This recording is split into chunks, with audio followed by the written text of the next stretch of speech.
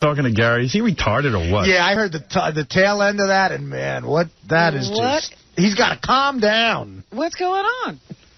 Gary has like the worst life imaginable, and he could prevent it all. It's kid stuff. I don't think he could. He can't prevent any of it now. He's already lost the battle. Yeah. But what is he doing now? Well, he always insists on getting his kids in the Boy Scouts. And I guess one of the projects you have to do is build with your kid a little, like a car. A go-kart kind of thing? Not even a go-kart, but like a... It's like a soapbox derby car. Yeah. It's out of wood and nails. It's like real primitive crap. Yeah. So he's telling me how horrible it is because the boys are so young. They're not doing much, right? Well, his first boy he had to do it with, and he had to build the whole thing. And it's really hard. I mean, you got to buy special nails. You got to get it weighted. Does it have an engine in it? Or No. Okay. No, it's like a little, and the kids love it, but it's really Gary sitting there day in and day out building this thing, and it's got to be up to specification. And, like, you can go on eBay and just buy one and cheat. But then you're teaching your kid the wrong thing, like you've cheated, you haven't done it with him. But it's not even like something... Yeah, but Gary didn't get into this to learn how to build a vehicle. Right. So I go, dude, what are you doing? I mean, it's insanity to build this thing. He goes, well, it's something you do with your boys. I go, so take them fishing, something that they could do and you could do, and you don't have to sit there and bust your balls. What happened to the last one you built? Wait a second. Where's the one you built for your other son? First of all, they're doing it with... Jackson can do more of it than Lucas can. But inevitably, you have to oversee it. You're using power tools. I'm not going to leave a 10-year-old with a power so why saw. would you even get involved in this? Because that's part of what being in Cub Scouts is. But why put him in Cub Scouts? Because they want to. Then he tells me, listen to this. So part of being Cub Scouts is there's this trip that you go on. Yeah. And you got to sleep on like a boat of some Battleship. And they get the kids all psyched up.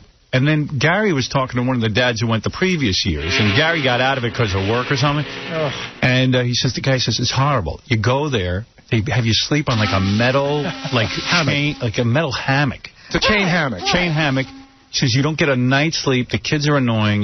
They talk the whole time. It's just horrible. Because literally, he says the guy got sick being there. But I have to tell you that every single kid that's gone has had an amazing experience. The kids love it. So what? So Gary says to me, well, you do things for your kids. I go, you do things for your kids that you want to do, too. No, that's so selfish. No, it's not. What, you don't want to sleep the whole night and sit there on a metal cot? So one night out of the year... I can think of 100 things you'd like to do with Sure. But and I do my those kid things likes too. to go on sleepovers. I'm not going to go with them on a sleepover. No, listen. They go to their friend's house and sleep over. I love the Jets. I love the Jet game. Jackson and I went to the Jet game. That was great. My kid loves sleepovers, right? She loves to have her friends sleep over. So I have her friends sleep over. I don't sit there with them and play with them. But this is different. This is a trip.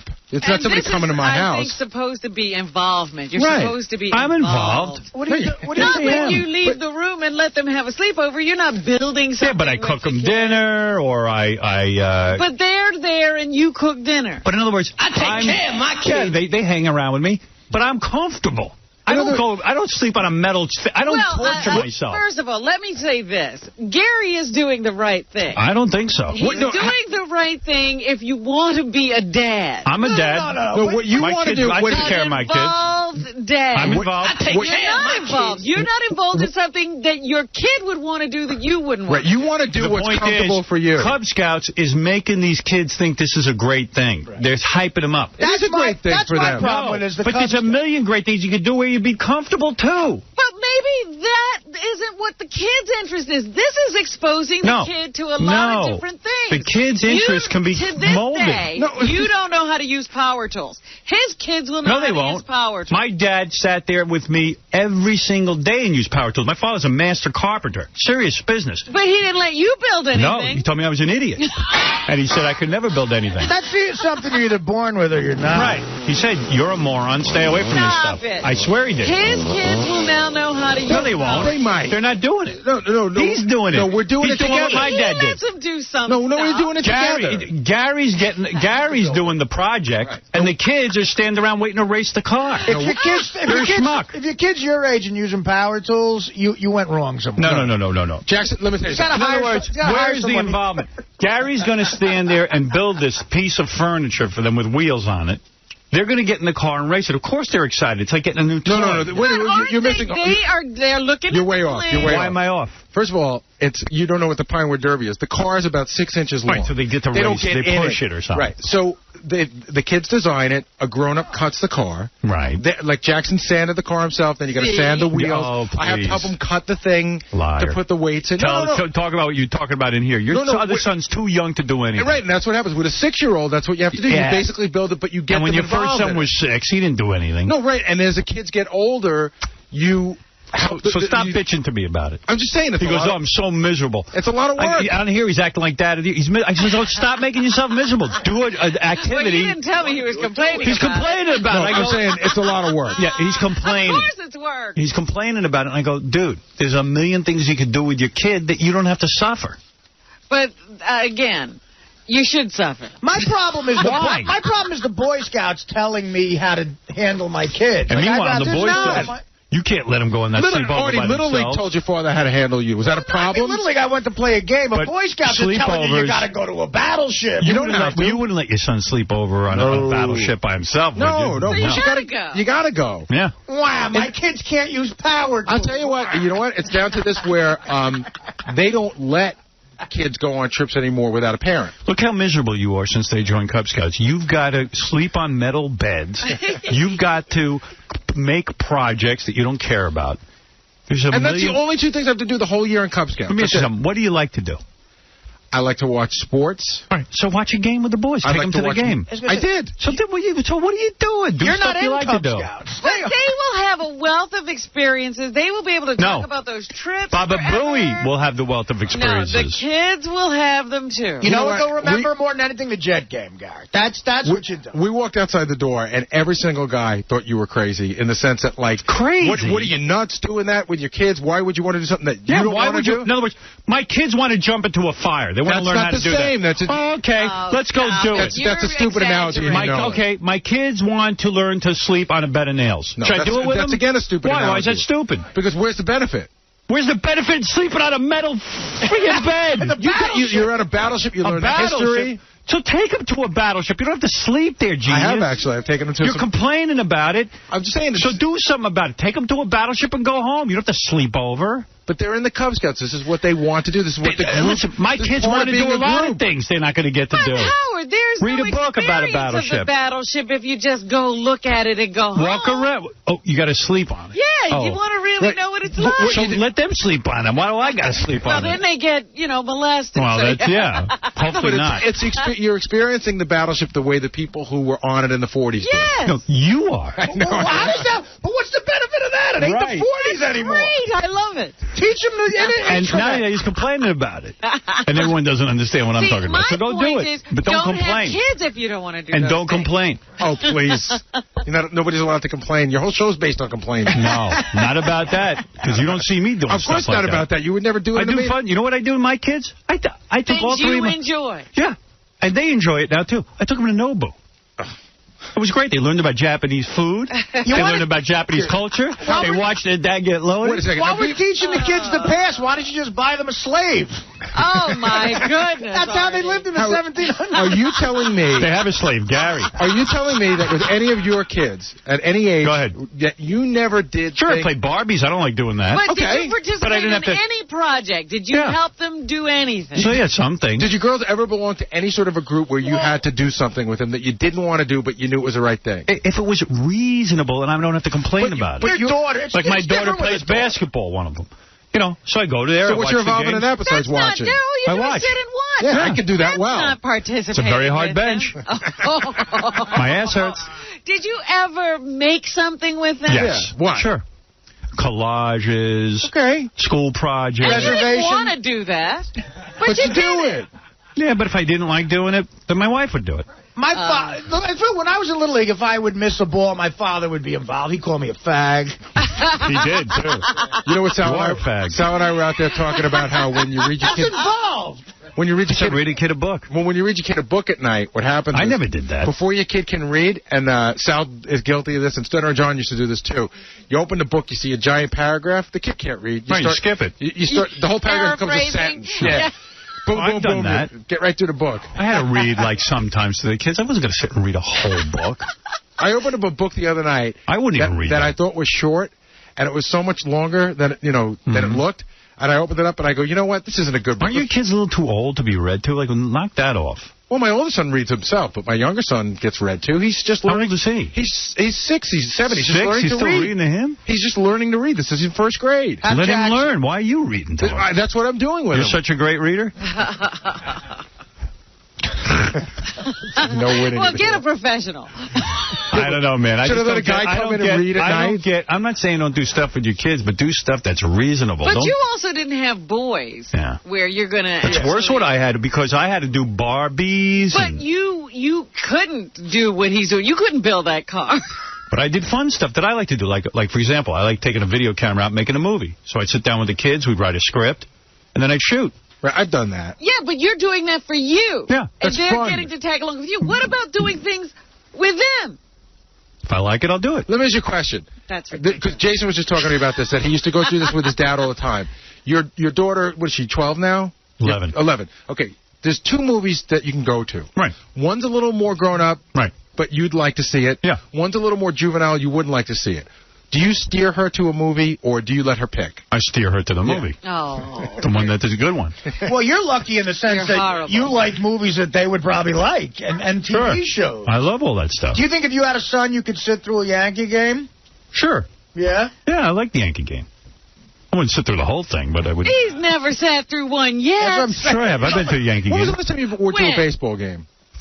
I went to a Met game in 1980-something. Yeah. Right. I'm not something I enjoy. It's hard for you, though, now. I brought my daughters to a basketball game. But that's, you know what, take away the excitement that you get to be Howard Stern. Now you're just... What, take away being Howard Stern? How am I going to do that? But I'm saying... He's not going to the game. Yeah, I mean, so I shouldn't do anything? No, but no, because you're getting to sit down on the floor and do all that stuff. He asked me when I go to a game with my kids. Half the fun is sitting next to Paris Hilton. If you just I didn't sit next to Paris Hilton when I took my kids. You were looking to sit next to somebody. But I wasn't. You sat next to Willie Randolph. That's right. You got Willie. Who I could care less about. Anyway, listen. Do what you want, man. Just go sleep on a metal chain bed and complain about it. I will. I'll be back in June. Because you're not in control. I'll tell you how it went.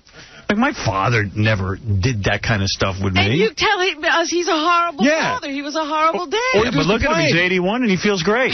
But all you do is complain that your dad never did anything with you. My dad's a good guy. He just basically steered me in the right direction. What? That's all.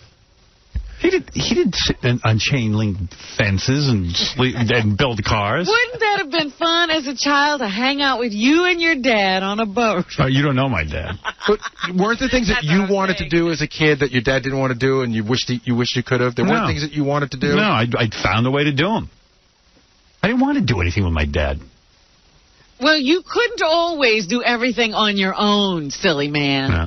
You know what I did a lot of was I went with my old man to work because he had a job where it was like building a car. You had to go and hold a flashlight while you're sitting in insulation. I'm just saying, if he's going to complain... He shouldn't complain. Right. Because he has the kids and he needs to do this. Yeah. No, I'm fine. I'm not complaining like, oh, my God, I'm not doing this. I'm just saying it's a pain in the neck sometimes. I'm listening to DePace the other day. All these guys complain. Yeah. DePace was saying he was paying strangers to sit with him. Wait, hold on a second. We're not built for it. Howard, DePace told me something. Guys get bored in 30 seconds. And I give DePace credit for being honest about this, because I don't think most guys would say this.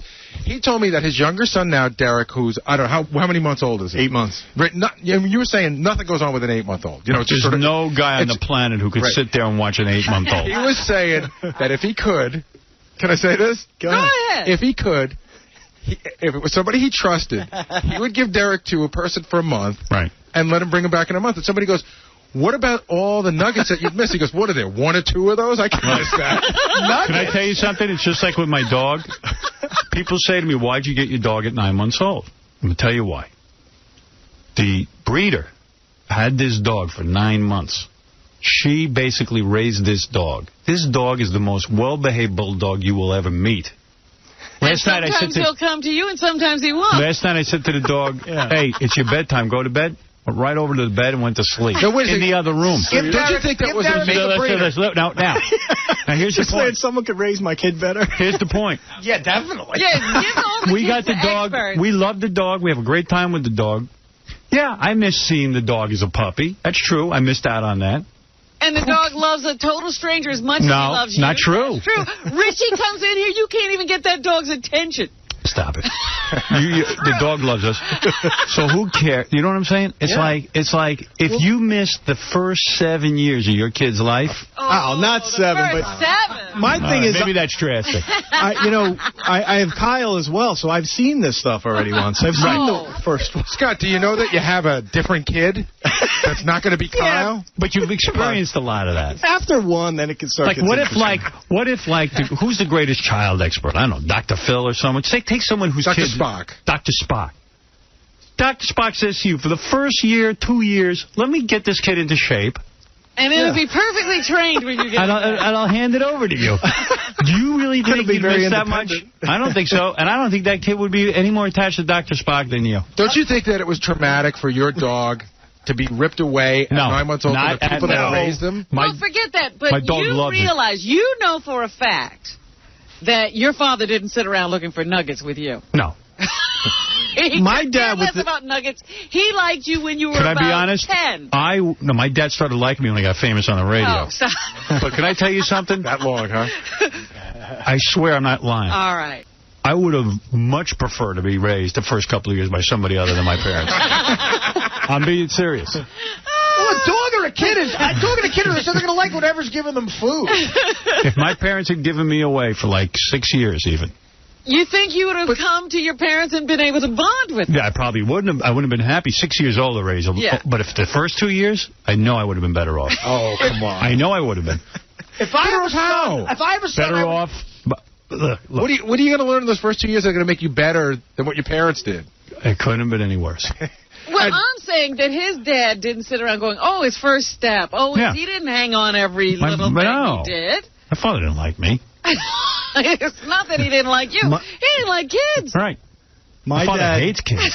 My dad with the Pinewood Derby thing, he showed me where the toolbox was and said, have fun. Right. How old were you? I did it. I don't know, 6, 7, whatever you are when you're learn to doing be independent. Baba Booey's doing the project. The wheel fell off the thing, and I lost, but I learned something. I learned to get better. Who ever heard of the Pinewood Derby? See, I got a whole other story going on. This is my whole neuroses about this. My dad doesn't know much about working on anything. Grew up in an apartment. They called the super. Right. So my father doesn't know anything about power tools or anything. Right. So what? And I made my Pinewood Derby by myself. It sucked, and I'm like traumatized by it. My goal is that the kids have at least a fighting chance when they get the car down. You got to look at it this way. I'm telling you. Your dad I still think about it. Your dad didn't know about power tools, but he was out making millions of dollars, so you could grow up in the lap of luxury. There you go. There was the trade-off. He was busy with really important things. You know what it's like to go there and you run your car for one race and then you're done and then you stand there for hours while everyone wins. It's a little depressing, but you can It's a lot depressing. Look, if I had a Get son, over it. if I had a son, I'd show up for the birth and I'd be like, call me when he can play catch. Right. When he can field a fungo, I'll go. But you guys, man, I mean, you complain, but the fact of the matter is you don't have to go sleep in that place. And let's be a little honest. You've complained yourself, too, about how, having kids and how tough it can be, especially when you first got divorced and you had I love my kids. No, I know you love them. Nobody's saying they don't love their kids. Oh, Scott DePace. I remember you telling me, Howard, the first year that it was hard to find things Greg, to do you're with on the kids the air. all day. Yeah, of course. I don't sit there and play with kids. Greg, you're on the air. Hey, how you doing, Howard? Hey, Gary, listen, I was the Cub Scout for 1 year with my kid. They suckered me into being an assistant troop leader. Oh, I did that, too. Oh, did you have to go to that horrible training program? No, I just sort of helped out, but I've seen people who've gone to the training program. Hey, listen, Gary, I did the battleship. It is awful. I mean, it's interesting for part of the time, but when you have to go to the sleepover, it's you and a bunch of, like, one parent for each kid. Right. That has to do this thing, and you have to spend the night in this tin can with 500, 600 screaming little Cub Scouts that don't. Why would you put yourself through that? It would make me hate my kid. I'm not doing that one. No. Well, you know what? I worked it out so that like 4 or 5 of my neighbors that I really like a lot are going. We all sort of made a deal that we'd hang together. Dude, it doesn't matter. I don't care. I don't care if you're on heroin and you're hang together at the Hyatt. The Scoutmaster needs help. There's no way you can molest all those kids. That's a joke, by the way. It's a joke. I make jokes. That's what I do. Not all Cub Scouts get molested. I make a lot of jokes. It's happened maybe once. Johnny, you're on the air. Never. Priest or Cub Scout? Hello? Yeah, Johnny. Yeah, I think you're being too hard on Gary, man. He sounds like a good father. He just wants to do something with his son and fix something up. No, I'm just thinking that if he's complaining about do something with your kid, which is a good idea, but do something that's not going to kill you. See, this is what you're missing the concept of going into some other person's world. Sorry. I did a soapbox thing with my father. It isn't someone else's world. They're steering him into that world. That kid wants to hang out with other kids and have a good time. They're doing that. So go do something fun. Howard, can I speak? Yeah. Thank you. Love the show anyway, by the way. Thanks.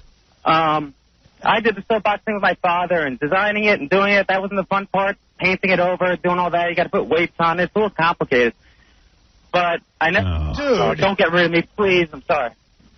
Well, you just cursed. I know. Oh, my God. And it was a piece of garbage. You know how badly we want to please the FCC? I just wish I was there when DePace's wheel fell off.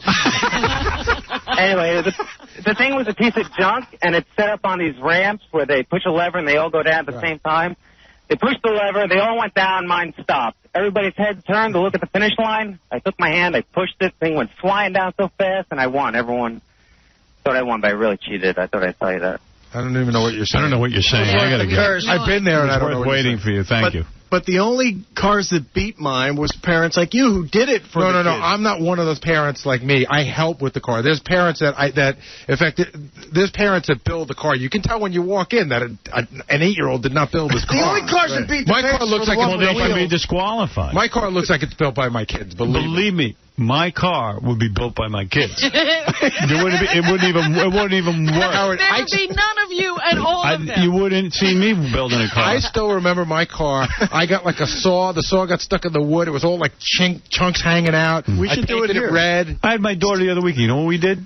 I said, hey, you want to start a journal? I took her shopping for the journal. We bought all kind of glue. And then she went in her room and wrote it by herself. No, we did it together. I wouldn't do that either. Wow. See? But that's something I don't mind doing. I ain't sleeping on a boat on a metal thing. Wait, hold on. No. You're missing the point. If there was a project for her You're to missing make the point. a dress. Right. There you go. If she had to do it for school? She needed help, yes, from her mom would do it. Dad. Oh, from her dad? Mom died, okay? I'd be honest. I would say, I don't know how to do this. Who's your dad, Kojo? There would be a new mommy, I think. Yeah, new mommy's doing this. No, she wants to do it with her daddy. What if it's an elective? It's a thing. She joins a club and she has to make a dress. It's not something she has to do. Doesn't happen. Something she wants to do. And then you have to help her. Doesn't happen. Why doesn't it happen? Because I don't steer her away from that, right? Of course. Well, see, this is what I'm saying. You will never take yourself out of your world and go into someone else's. That's not true. You might actually like sewing. Parenting is nothing but steering. I do homework with my kids. I don't necessarily like doing it, but I learn stuff. I learn social studies. I learn this. I'm not going to sleep on a metal thing with a bunch of 500 screaming kids. You're working all Parents today don't understand. You can't always do everything your kids want to do. This is a guy who takes his kids' friends on vacation. I do, so what's wrong with that? He's so afraid she might be bored. Exactly. So stop while you're carrying on. But that didn't inconvenience me. I enjoyed it. We had a great time together. But what about you have $10 billion to throw at what about the experience? If you didn't have any money, you'd be miserable. What about the experience of spending a vacation alone with your kid? Is that not an option? Done it. Okay. All right, so then... Me and my daughter, Deborah, we went away together. How old was she? 13, 14. Yeah. See, it's different when you got an 8-year-old. You're not spending a week with an 8-year-old by yourself. That's true. You know that. Say it Of course I'm not. Say it. But why would I do it if I don't like doing it? Because it's your kid. But I don't need to do that. There's a million other things I could do. You're so dumb. How many kids do you have? You just have 3. You're insane. In other words, you're going to go sleep on a metal... my mother would never do that. I'll tell you why. Father would never do that. Sleep at a Ritz-Carlton. Right. Hold it. At the end of the day... My point is, I am not... There are things I will do with my children, and there are things I won't. And one of the things I won't do is lose a night's sleep laying on a metal friggin' thing on a tin can. But you're missing the whole point. You're not going to do it. You know what? That's right. You're not going to have that experience. But Howard, you missed the point. Effing who? Wow. Hold on, you asked me why. And the answer is, wait a second, the answer is... Do it, and stop bitching about it. When it's all said and done, stop complaining. They will be very happy. They will have had a great experience. They could have had 800 other experiences that wouldn't make you miserable. That's the one they wanted. No. Yeah. Who effing who? Don't let me hear you whine about it. You get the other one. Oh, wait till I come back and keep those big lips closed. Can we shoot it? Flapping them. Can we shoot your... Let me ask you something. If there was a father-daughter... I got to take a break, yeah. All right, a father-daughter event. Right. You would participate. Sure. I've done that Daddy Sunday. All right. What's that? Matter of fact, Daddy Sunday is where you go to school with your kid and all the other fathers. I don't like doing that. You know, it's a real drag for me. So I said to the kids, you got a choice. Want to do Daddy Sunday? You want to go to the mall and buy some toys? Oh! Guess what the kids always chose? Oh, you're terrible. The mall with the toys. You're terrible. We all had a good time. They're smart kids. That's right. All right, look, we got to take a break, but I got to get to the news because we got a whole new thing going on here. What's that? We're trying to get off the air on time. We're never going to do it. Get off the air on time Wednesday. Right. I can go build a car. I got to sleep on a chain. Yeah, Baba Booey was out of here at 2 o'clock yesterday. I said, I wonder what's going on. Now I know. He's building his car. Was building the car? Gotta get home and build a car, boy. Where's those axles? Nah, I think it's great. You're a good father, I'll tell you that. He's a great father. He is. I gotta go get some painkillers. Hey, I wish you were back. I wish you were my father, man. I would just have you doing all kinds of junk. He'd run you ragged. Yeah. Oh, I'd just run you ragged, dude. I say no to some stuff. Nah, don't. Dude, I said no to the Battleship 4 years in a row. Why? That's terrible. Why should you do that? Well, because now I got 2 kids working me. That's why. Every year they ask. Oh, God. I would call Hollywood Squares and beg them to book me that day. Well, let the missus go. The mothers don't go on this trip. Yeah, great. Who decided that? All the guys on the boat. Yeah, good. All right, we're going to take a break. What's your name, scumbag? My name's Robert. Do you like that name? Yes, I do. That name sounds like royalty. Are you royalty? Okay, what's this called out? Do you suck The Howard Stern Show. No. It was crying at the time, but the laws we changed now. Though the hero is forever the same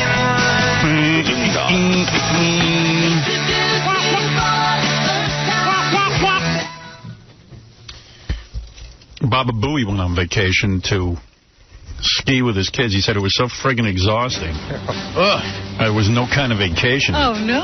Yeah, can I give you the rundown of how it works? I never go on vacations where I have to physically do stuff. All the work that goes into that. Howard, all the work is before you get to the slopes. Once you're on the slopes, it's amazing. Right. All right, so we're staying at a beautiful house a mile and a half away from the slopes. So it sounds easy, right? Right. First, you got to get all the kids dressed, which is, 87 layers of stuff. Yeah, then you have it wrong. First, your wife gets them dressed. No, she's doing that. Okay. But I'm getting stuff out of the dryer because it's all wet from the day before because you were skiing. Then you got to get their boots on. And, those boots, they clamp on, and, oh, Daddy, my boots are too tight. Just put your boots on. We'll be there in a minute. And then, meanwhile, are you all dressed already and overheated? Yes. Yeah. Oh, yes. I've got 87 layers on. I'm sweating already. Ugh. Now I got to take the skis and put them in the car. And I got to take my boots and put them in the car because I can't drive with those stupid boots on because they're big. They're Herman Munster boots. Now I get to the ski place, and you wait online for drop-off. I get to drop-off. I got to go to the back of the car, take 4 sets of skis out, right? And the family gets out.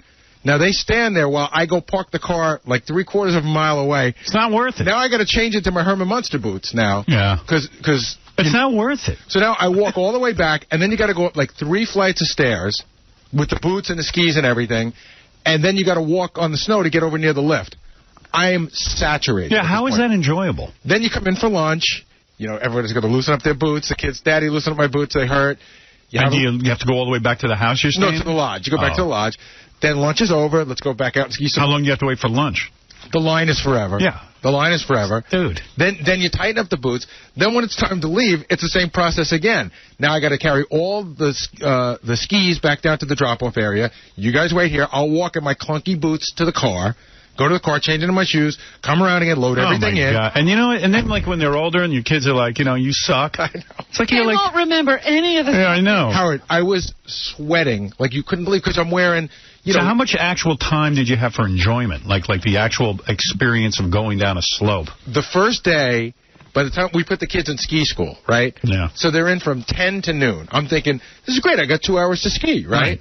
By the time you get the kids in and get your own crap together and get on a line, I think we got on the mountain at 5 after 11. We had time for one run, and then it was go back. Oh, and are you kidding? No. And that's why there's a lot of accidents on the slopes. You're so anxious to finally get to that goddamn slope. You're willing to. Probably your boots aren't on right. You know what I mean? Just think, let me get down this goddamn hill so I can get back up right. again. So you're wind up breaking your ankle. Yeah. That's why Sonny Bono skied into a tree.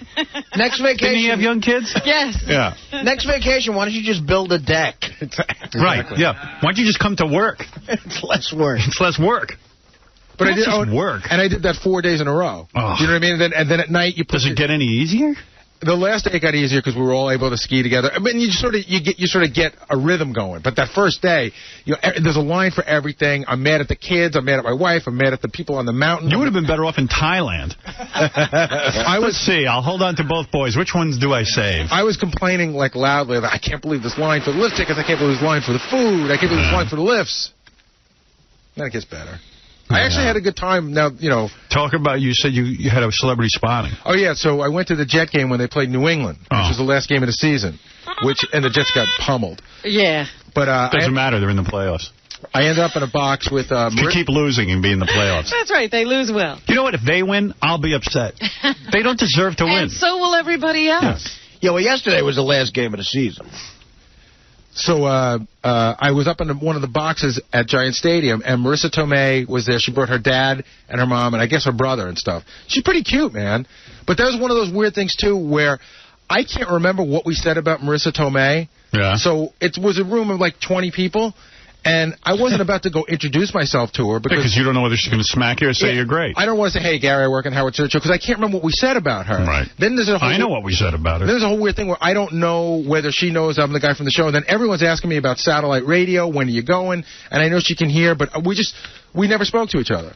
Yeah, that's best. Well, what did we say about her? Well, I mean, I can remember everything. First of all, Ron Zimmerman is in love with her because he saw her when he was hiking, and he was talking about how her ass was talking to him. And I said she wasn't that hot, and that, quite frankly, as an actress, most of her roles are all the same, even though she won an Academy Award that my cousin Vinny... Well, unfortunately, they're not all the same. Right. The ones that are... Good. Yeah. I've seen her in person. Nice ass. Yeah, she's cute, Howard. Yeah, I'm sure she is. You don't get to be in a movie if you're not cute. Although things can go horribly wrong. And then Joe Namath came to the box for a little while. But I never said anything really that negative about her. But I don't remember. You know, who remembers? Why take that chance? Well, that's what happened with me on vacation. I saw Lou Reed. I wasn't sure if the guy liked me or not, so I shut my mouth. Then Joe Namath comes up to the box, and all I can think of is us playing that clip over and over again. I want to kiss you, where he's drunk. Everybody played that. I know. I don't care if the team is struggling. Became Russian. I don't care. I just want to kiss you. I want to kiss you. Yeah, he became Boris Badenoff. Poor Broadway Joe. I want to kiss you. But you know what? I got to tell you. He became that dog. Yeah. He was the Pepe Le Pew. What was that dog's name? Triumph. Triumph the insult dog. Oh, Triumph. I want to kiss you. For me to poop on. But I have to say, Howard, he said, I read an interview, after he saw that thing that he did on TV, he decided to go get cleaned up. He thought he was drinking too much. And he looks great. Yeah. He looks really good. What he did on TV wasn't that bad. He got drunk and tried to make out with a cute chick. Wow. Yeah. That can't happen. I guess he's normal. Yeah, that's wrong. Now that's become wrong. You can't have a drink and be heterosexual on television anymore. He didn't touch her. He just told her she was hot. He was asking. That's all. Just tried the French kiss.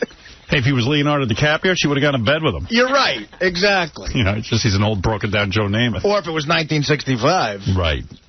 He was just a little too late with that request. Joe never got turned down. I look at the society page in the New York Times to goof on all these chicks who think they're so hot, and they're all in their society gowns. Yes. Then I'm looking at it and I see this one chick. She's really hot. I go, man, I'd do her. I got good taste because look at this. Listen to this chick's name.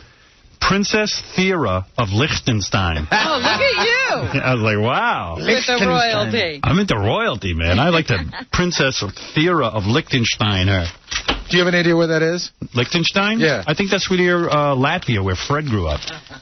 Or Yugoslavia, or Transylvania. Somewhere over there. Yeah, one of those. horrible countries. Liechtenstein. Hey, look who I'm banging. The Princess of Liechtenstein. Look at me. What am I, a homo?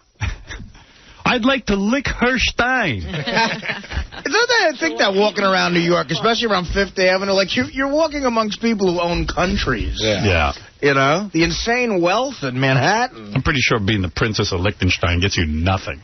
Yeah. Princess Thera. Well, you could marry royalty, you know, because you are royal. Howard, you ever walk down Fifth Avenue? Artie's right, man. You ever walk down Fifth Avenue, like by Barney's and stuff, and you just see the hot chicks, and the limo follows them at like 5 miles an hour while they just put stuff in it and go to the next store? Yes, and they're just shopping and shopping. I'm pretty sure that's Princess Thera. That's her. Yeah. So I was like kind of proud of myself. Like, hey, I got good taste. It's like when I walked into Tiffany's looking for some earrings, and they go, those are $500,000. I go, man, I got good taste. And guess what? F you. Bye. Goodbye. Take care. $500,000. Give me a break. Sell those over to, sell them to Princess Thera. I was going to play a whole bunch of stuff, all these different TV mentions and phony phone calls. I wanted to hear that. Yeah, but you know what? There's a half hour, and I want to end the show on time, so I'm making a new vow. Then we'll do it tomorrow. We'll do it tomorrow. I got lots of material for tomorrow. Even email. Hey, Gary, the first letter in the email was that some dude saw you on... this is so funny. I should read. You see, this is why the show goes long. What? All right. You know what? I'm going to do it tomorrow. Okay. All right. Yeah, it's funny because I want to talk about that. Yeah, some kid met Gary on the ski slopes on vacation. He's complaining because Gary didn't give him the proper attitude. Oh, really? But in the meantime, again, you know what? Even on the slopes, you're with the kids. You know, they're going in different directions and stuff. I mean, it's just hard. I mean, I thought it was... Dude, nice. You don't owe anybody anything. I mean, you're with your family. Well, you know, the funny thing was, in a note, he said that I said hello. You know, he said the show was great. And I said, thank you. So I wasn't sure where I had disrespected him. Where you went wrong. He wanted more involvement with you. I don't, Artie can tell jokes and Fred can play the guitar. I don't really have a lot to do for these people. Yeah, but I mean, Fred's not going to whip out a guitar and start serenading the dude. I know, but I think he expected some sort of interaction, a performance or an interaction. I don't really have one of those. And you just described a frustrating vacation where you're sweating on the hill. He wanted more FaceTime with Gary. You know? Here's Gary being rude to the fans. All right. Oh, my God, it's Gary Delabate. Look, it's Gary. Come on, let's go over and say hi. Hey, hi, Gary. Oh, we're big fans of the show. It's so great to meet you.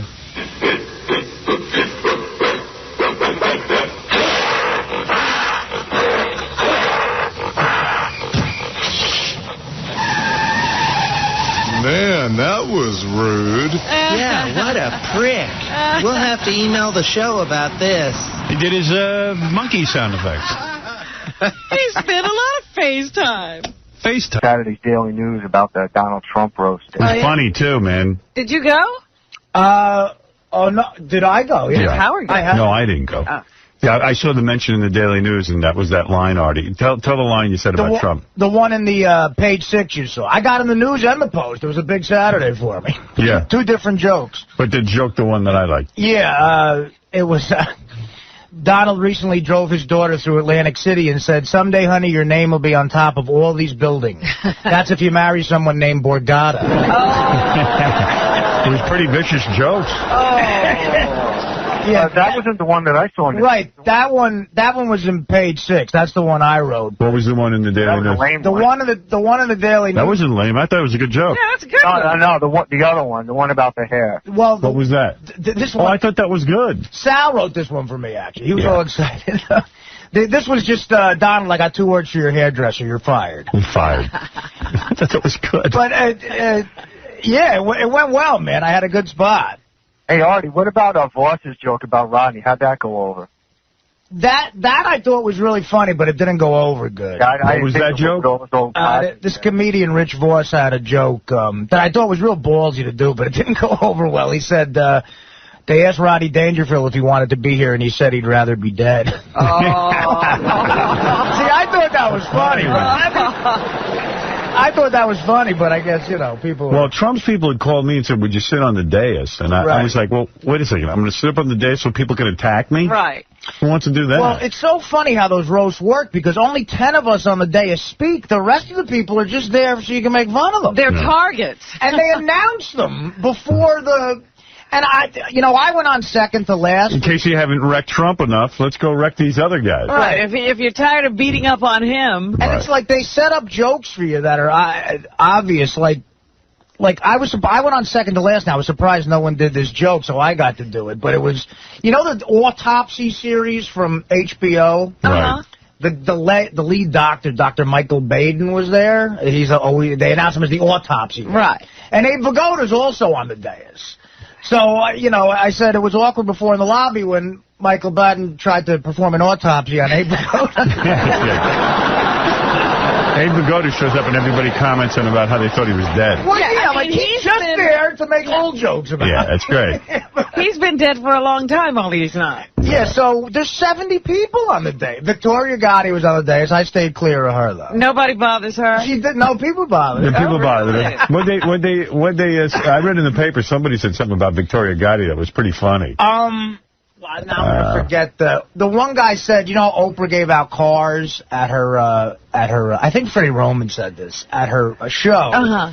They said Victoria Gotti wanted to do the same thing, but when they got the cars, everybody was afraid to look in the trunk. There was one in the paper that was something I didn't see all of it. You know what that joke was? No. You know what's funny, though? I was editing the questions for these guys to ask, and when I got to Victoria Gotti, I just put a big X through the whole thing. Yeah, good. Like I said, don't ask her anything. Yeah, because she still, has a lot of people in her family who are, Why piss her off? No, and I'll tell you what, she looked mad. Like, every time someone messed with her, they put her like... Yeah, she's not used to that.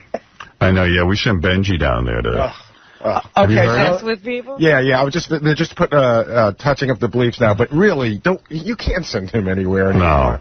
No. What is he doing? He made it celebrity justice, He did? Yeah. He does this thing where he goes to ask people questions, and then he tries to make out with these dudes.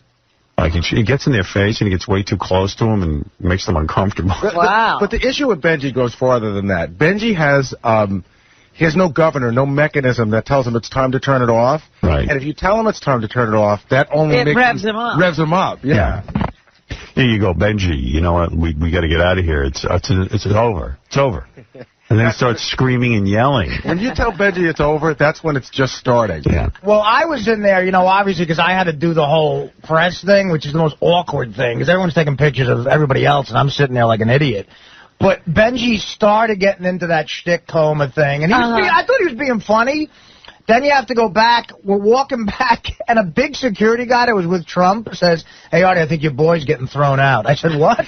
Thrown out? I heard they picked him up and threw him down on the ground. Oh, really? They pushed him over a table, at which point Benjy starts yelling of all the things. Benjy starts yelling, "My tooth! My tooth!" Oh, geez. And they go, "Something happened to your tooth?" He goes, "Yeah, 10 years ago, but it really hurts." So even then... Here's our general manager, Tom Chisano, everyone. Even Friday, as I'm leaving in the elevator on Friday, Benjy's in the elevator. There's a bunch of people, including 2 women. Benjy wants to start making jokes about touching himself in front of an intern and Nancy, the receptionist. Yeah, he's nuts. It's because you said something that led to that. Yeah. No, it didn't lead to that. But I said... What did Tom say? I made a joke about not having a good time, no laughing, and that leads you to talk about touching yourself. Other people were making jokes, saying we can't do stuff in front of Tom. I said, I guess I can't touch myself now. Right. That was the extent of it, right? Right? He's weird. Yeah. All right. He's inappropriate. Yes, very. There's a time and a place for everything. Benjy doesn't understand how that could be a problem in an elevator. Like what CNN says to Captain Jenks. There's a time and a place for everything for these phony phone calls, but this is not the time. This is just wrong in the middle of a disaster. All right, we got to take a break. We have a lot of show for you today. I mean, really jam-packed. Psychic James Von Prague will come in here, and we'll tell him how we think he's a phony. Then the evaluators would triumph the insult dog, Yucko the Clown, and rapper Trick Daddy. Can we see if Von Prague can talk to my father? Yeah. There you go. Let's see if we can talk to him.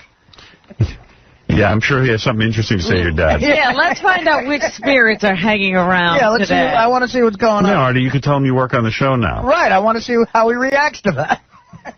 Hey, Howard, can I ask Artie a question? Yeah. What? Hey, Artie, they're selling the first season of Mad TV on DVD. You making any money on that? I got one check. It wasn't for a ton of cash, but it was some money. How much money can you get for that, Artie? Well, I got a check for like $600. Well, you didn't have to do anything. Well, it's just I businessmen of you. 2 movies, they both make like $100 million, and you got $5 grand for it. No, the movies are great. I mean, but the DVD, Mad TV, it's so diluted. You don't get a lot of money. So what will you do with the money? You going to buy real estate or put it in the market? All right, we're going to take a break. We'll be back right after these words. What does the Howard Stern Show mean to you?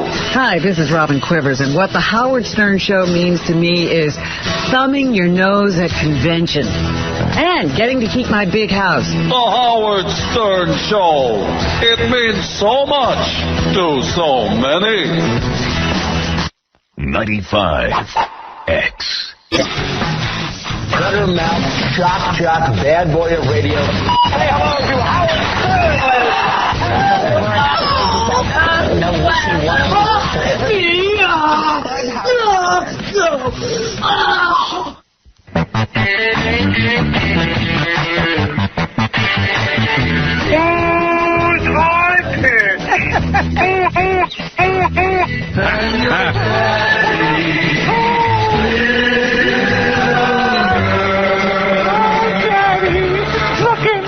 You're the end of the rainbow. Yeah.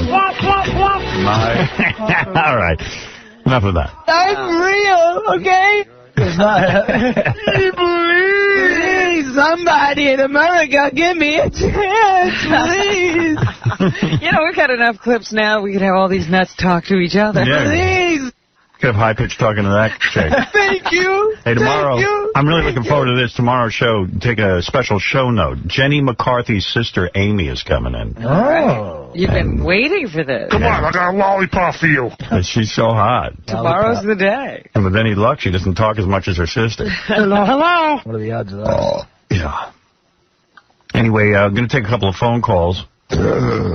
I guess the Yankees must have won last night. Because They lost. They lost? I was watching the fourth inning. I'm just starting to get into baseball now. And Mariano Rivera blew a save, which never happens, but it did. And, well, now it's happening more often. But I mean, he was good the first couple of games. No, well, they're still up 3-1, but yeah, they lost in 12 innings last night. Yeah, because I tuned in the fourth, and the Yankees were winning 2-0. I just figured it was going to be a blowout. Yeah, it was after 1 in the morning when they finally lost. They were winning 4-3 going into the 9th, and Rivera gave up a run, so it was tied, and then the Red Sox won in the 12th. So yeah. Well, Game 5 today. But the night before, that was the game I was at Saturday. It was just ridiculous. The Yankees couldn't hit. I mean, they were just, it was a nightmare. You went to the game? Yeah. Oh, I didn't know that. It was, what, 19-8? I mean, you know, the Yankees did it. They hit like crazy. That's boring. Oh, it was so sad. Do you like a game like that? That's, oh, God, all those home runs. I love a lot of offense like that. Yeah, but you want a squeaker, don't you? Don't you want something where you're on the edge of your seat? Not me. I don't want to see him win by 10 runs. Did you bet, or are you not into the bet? No, I don't. I'm so close to the Yankees on a personal level, I don't bet them yet. Yeah, that's what people in Boston were asking me. Did Artie bet on the Yankees? I said, no, the Yankees are a religion to him. Yeah, but I mean, if you believe in them so much, it might be the one thing you should bet on. I was going to say, Robin, did you get affected by the rainout with your tickets, or they just were able to roll No. them over? I had Saturday night tickets anyway. Oh, so you were all right with it. Yeah. Okay, that's good. Oh, some people got rained out? Rain out Friday, so that's why there's a Monday game. Yeah. Oh. Yeah. What time's that start today? Today's 5 o'clock. Yeah. 5 o'clock, Game 5. So the Yanks could close it out today. Yeah. I thought they were going to sweep that, boy, I'll tell you. Boston is a sad town. All they could scream last night even was Yankees lose. It's not like Boston's going to win the whole thing. Man, I'll tell you, that game you were at, that park was silent. Yeah. On TV, you could just think you heard nothing. They couldn't get into it. There was nothing to get into. Hey, Timmy, you're on the air. Yeah, Stern, you reading me loud and clear, you see, sucker? Yes or no, Stern? You're scaring me. Who is this? I don't know. Yeah, Artie, that means you can hear me, too. I just want to let you know you're going to get your guys' asses kicked tonight. And the only good thing that's going to come out of it for you Yankee fans is that we're going to pass this horse, Stacey Lang, around for a couple of innings, if you know what I mean. Oh. See you later, fat boy. Wow. And by the way, I'm glad you made it through your little plane ride, Super Negro. Thank you. Yeah. It's Super Negro. You see suckers in New York, we hate all of you, you pricks. Have a good day. Up yours, too, hook nose. Wow. Super Negro. I can't believe I'm Super Negro. Wow. That was out of line. I didn't even know I was a Yankee fan. You know what? My nephew did make one observation. He says, you know what? I hope we're not the only black people in the stadium again this time. No black people go to the stadium in Boston. Because it's an expensive ticket. I guess. Well, in Boston... When I went to school in Boston, it was one of the most racially divided towns I've ever been to. They keep the blacks all in one area. Well, I was going to say, Robin, black people in Boston were just recently allowed on the team. Forget about going to the game. Massachusetts is one of the most liberal places in the world, but Boston has that whole South Boston white enclave. And, yeah, South Boston is wrong. And Roxbury's all black. Is that where it is? I thought I recognized the name Roxbury when I was looking at the paper. That's the black section? Yeah, I don't know if it's still like that, but it was really pretty trippy. Like, you'd walk through and never see a black person. Yeah, I hadn't noticed it because I really don't notice things like that. But my nephew said, well, yeah, I hope we're not the only black people in the stadium again this time. And we did see two others. He's David Ortiz and Pokey Reese. Yeah, so... hey, I know there's a lot of people who feel real strongly about these teams. I don't really care. Well, I mean, the Boston's a great town because it's a great sports town. They love their teams up there. But let me ask you something. Do the black people in Boston not like the Red Sox or something? I don't know. I don't know. I think the ticket prices are so expensive, and most black people don't have any money. Get out of here. Yeah. Couldn't be that bad. Absolutely. There's only 35,000 seats. There's only 35,000 seats. White people can scramble for seats. Much better than black people. Well, it's true. That those cheap seats, those are the ones you have to sleep outside overnight for, and black people aren't going to do that. Yeah, black people, they don't have like a ticket scalper they can turn to. You know what I mean? White guys are always all connected. Well, when they flash to the stands at a Boston game, it looks like rich white people. Yeah, it looks like the Kennedys. Everybody. I was like, wow, I never thought of it, but you're absolutely right. There are no black people here. Yeah. A lot of people like it that way. I don't know. I don't know what they're saying. But there's a whole thing. All right, look, we got a lot to get to. My stomach hurts. It's been hurting for 3 days. It's just nerves. Well, my stomach hurts after getting off that plane, I had to rush to the train, so I really didn't have time to stop to think about anything. But once I sat down on the train, I don't drink, so I don't know what to drink when I want to drink. And I asked for Bailey's, which is this sickeningly sweet No, I would never drink that thing, and I drank 7 of them in a row, those little miniatures, because I was like, Bailey's Irish coffee? Irish cream, or whatever it's called. What is that? Well, how's vodka? It's got I can't drink that crap. That's sort of like a white... It can't taste like liquor to me. Oh, so like you ever have a White Russian or something like that? Well, on a train, they're not mixing drinks. You just got to get something. The bar car? Yeah, I took my parents out to dinner last night. I got pretty loaded. You did? Yeah. On a Sunday night? Hey. Drinking wine or vodka? Both. Yeah? Yeah. Nice. Where'd you go? Well, I went to Kraft, great restaurant. Had a really nice time. Boy, that place is good. You'd like it, Artie, because it's like a lot of food. I've been wanting to take Dana there. I heard it's awesome. Yeah, it's like a family-style place where everybody shares. Yeah, you order a bunch of... My mother goes, we don't want a lot of food. Meanwhile, they eat everything. Awesome. We don't want a lot. I can't eat this much. Meanwhile, she scarfs it all down. She just has to say that, I think. Yeah, every time. Nothing, you always get us too much. And so delicate. Yeah, she's so delicate. I said, listen, you old battle axe. You know you like when I order a lot of food. I'm loading you up. Yeah. So you don't complain. Yeah. Hey, Howard, you know what I wanted to ask you? Did you tell anybody you were going to that roast? No. Because Regis Philbin, as he was announcing me, said you were there. Really? It was weird. He said, because you know how they have the upper rafters at the ballroom at the Hilton? Yeah. As he was announcing me, he goes, I understand Howard's here in the rafters. Hello, Howard. He said hi to you. No, I was home. It was weird. I had a meeting. Regis' idea of a joke. I think he really... I think he was told that I was there. Yeah, right. Yeah. Got bad info. Yeah, but... No, I didn't go over to the Donald Trump roast. Well, it's an afternoon. It's hard to, I was shocked that it was in the afternoon. I heard there weren't that many famous people there. Well, yeah, put it this way. I was in the top 10, so it's not a great line. Right. What's up with that? I think Artie was the biggest star there. Well, no. But, Robert Klein and Belzer roasted. Robert Klein. Oh, yeah? Yeah, so it was fun to be with those guys, see them. Did Trump take it well, or was he battered? He was really cool. He had a good sense of humor about everything. All right. He apologized to Melania, though, profusely when he got up. And he was serious. You could tell he was afraid he was going to catch crap for it. He said, Melania, I just want to say I'm sorry for... What's that girl comedian that was on our show that dates that guy Boss? Her name is Bonnie McFarlane. Yeah, didn't she get up? And... She didn't roast, no. No, though. There was a girl who was on our show. Right. Who was on Last Comic Standing. She... Essman? No, you think you got it wrong. Her name. Susie Essman was not on Last Comic Standing. She's not the chick who was in here. Well, some chick got up at the roast and said, well, Donald, you're not my type. You wouldn't go out with me. I'm not your type. I'm not... What was the line? Something like... She was great. She's the girl from Curb Your Enthusiasm who plays the fat guy's wife. Oh, her. She's great, yeah. She said I have real breasts. Wait, what was that? What did you say? She said I have real breasts and I speak English. Right. Yeah, that was not your types.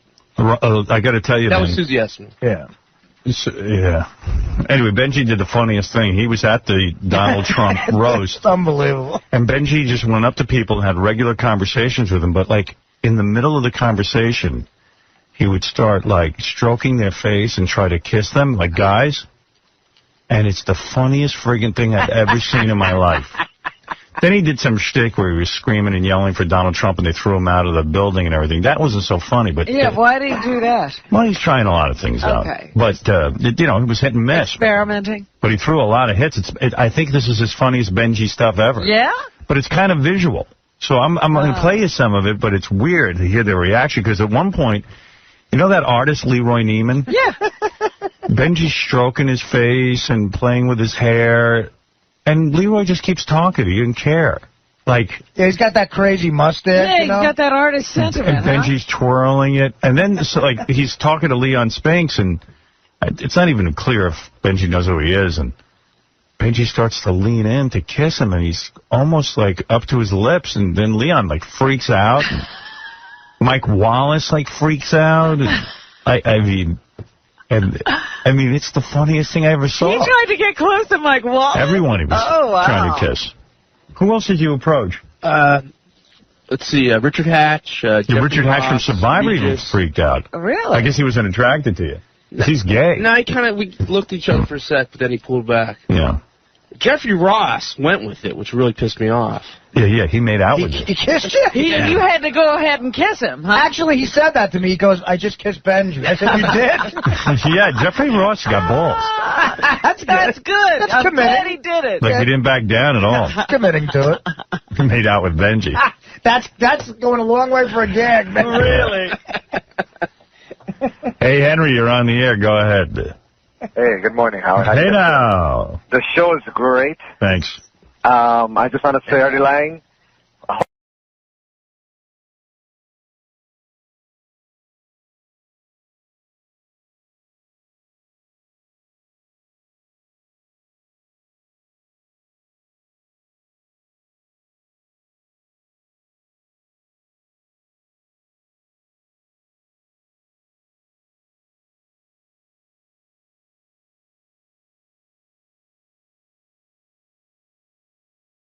TMZ video of him coming out of a restaurant, and he looks amazing. I mean, just walking around on the street. Yeah.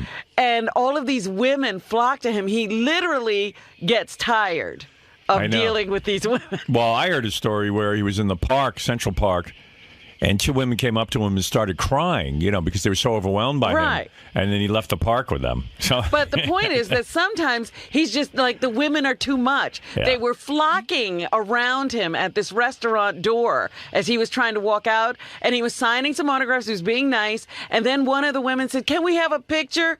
And he just takes a deep breath And he says, can we do it, everybody together? And they're like, well, we don't know each other. So he had to stand there individually with each girl. They love him. What's our strategy going to be for you to marry him? Do you want to play hard to get, or well, do you just want to throw let's knock yourself? him out. You want to throw yourself at him, or do you want to just play hard to get? I think with him, you got to play hard to get. Like I said, these women are throwing themselves at him. You might play so hard to get, though, you don't get him. I know. He misses me completely. That's right. Well, we'll see. We'll come up with a strategy. See how it goes. Good morning, Gerard. Good morning. How are you? Very good. Welcome. Thank you. Can somebody... Maria, can somebody grab my bag? Amy. So, Gerard, your Stern Show debut today.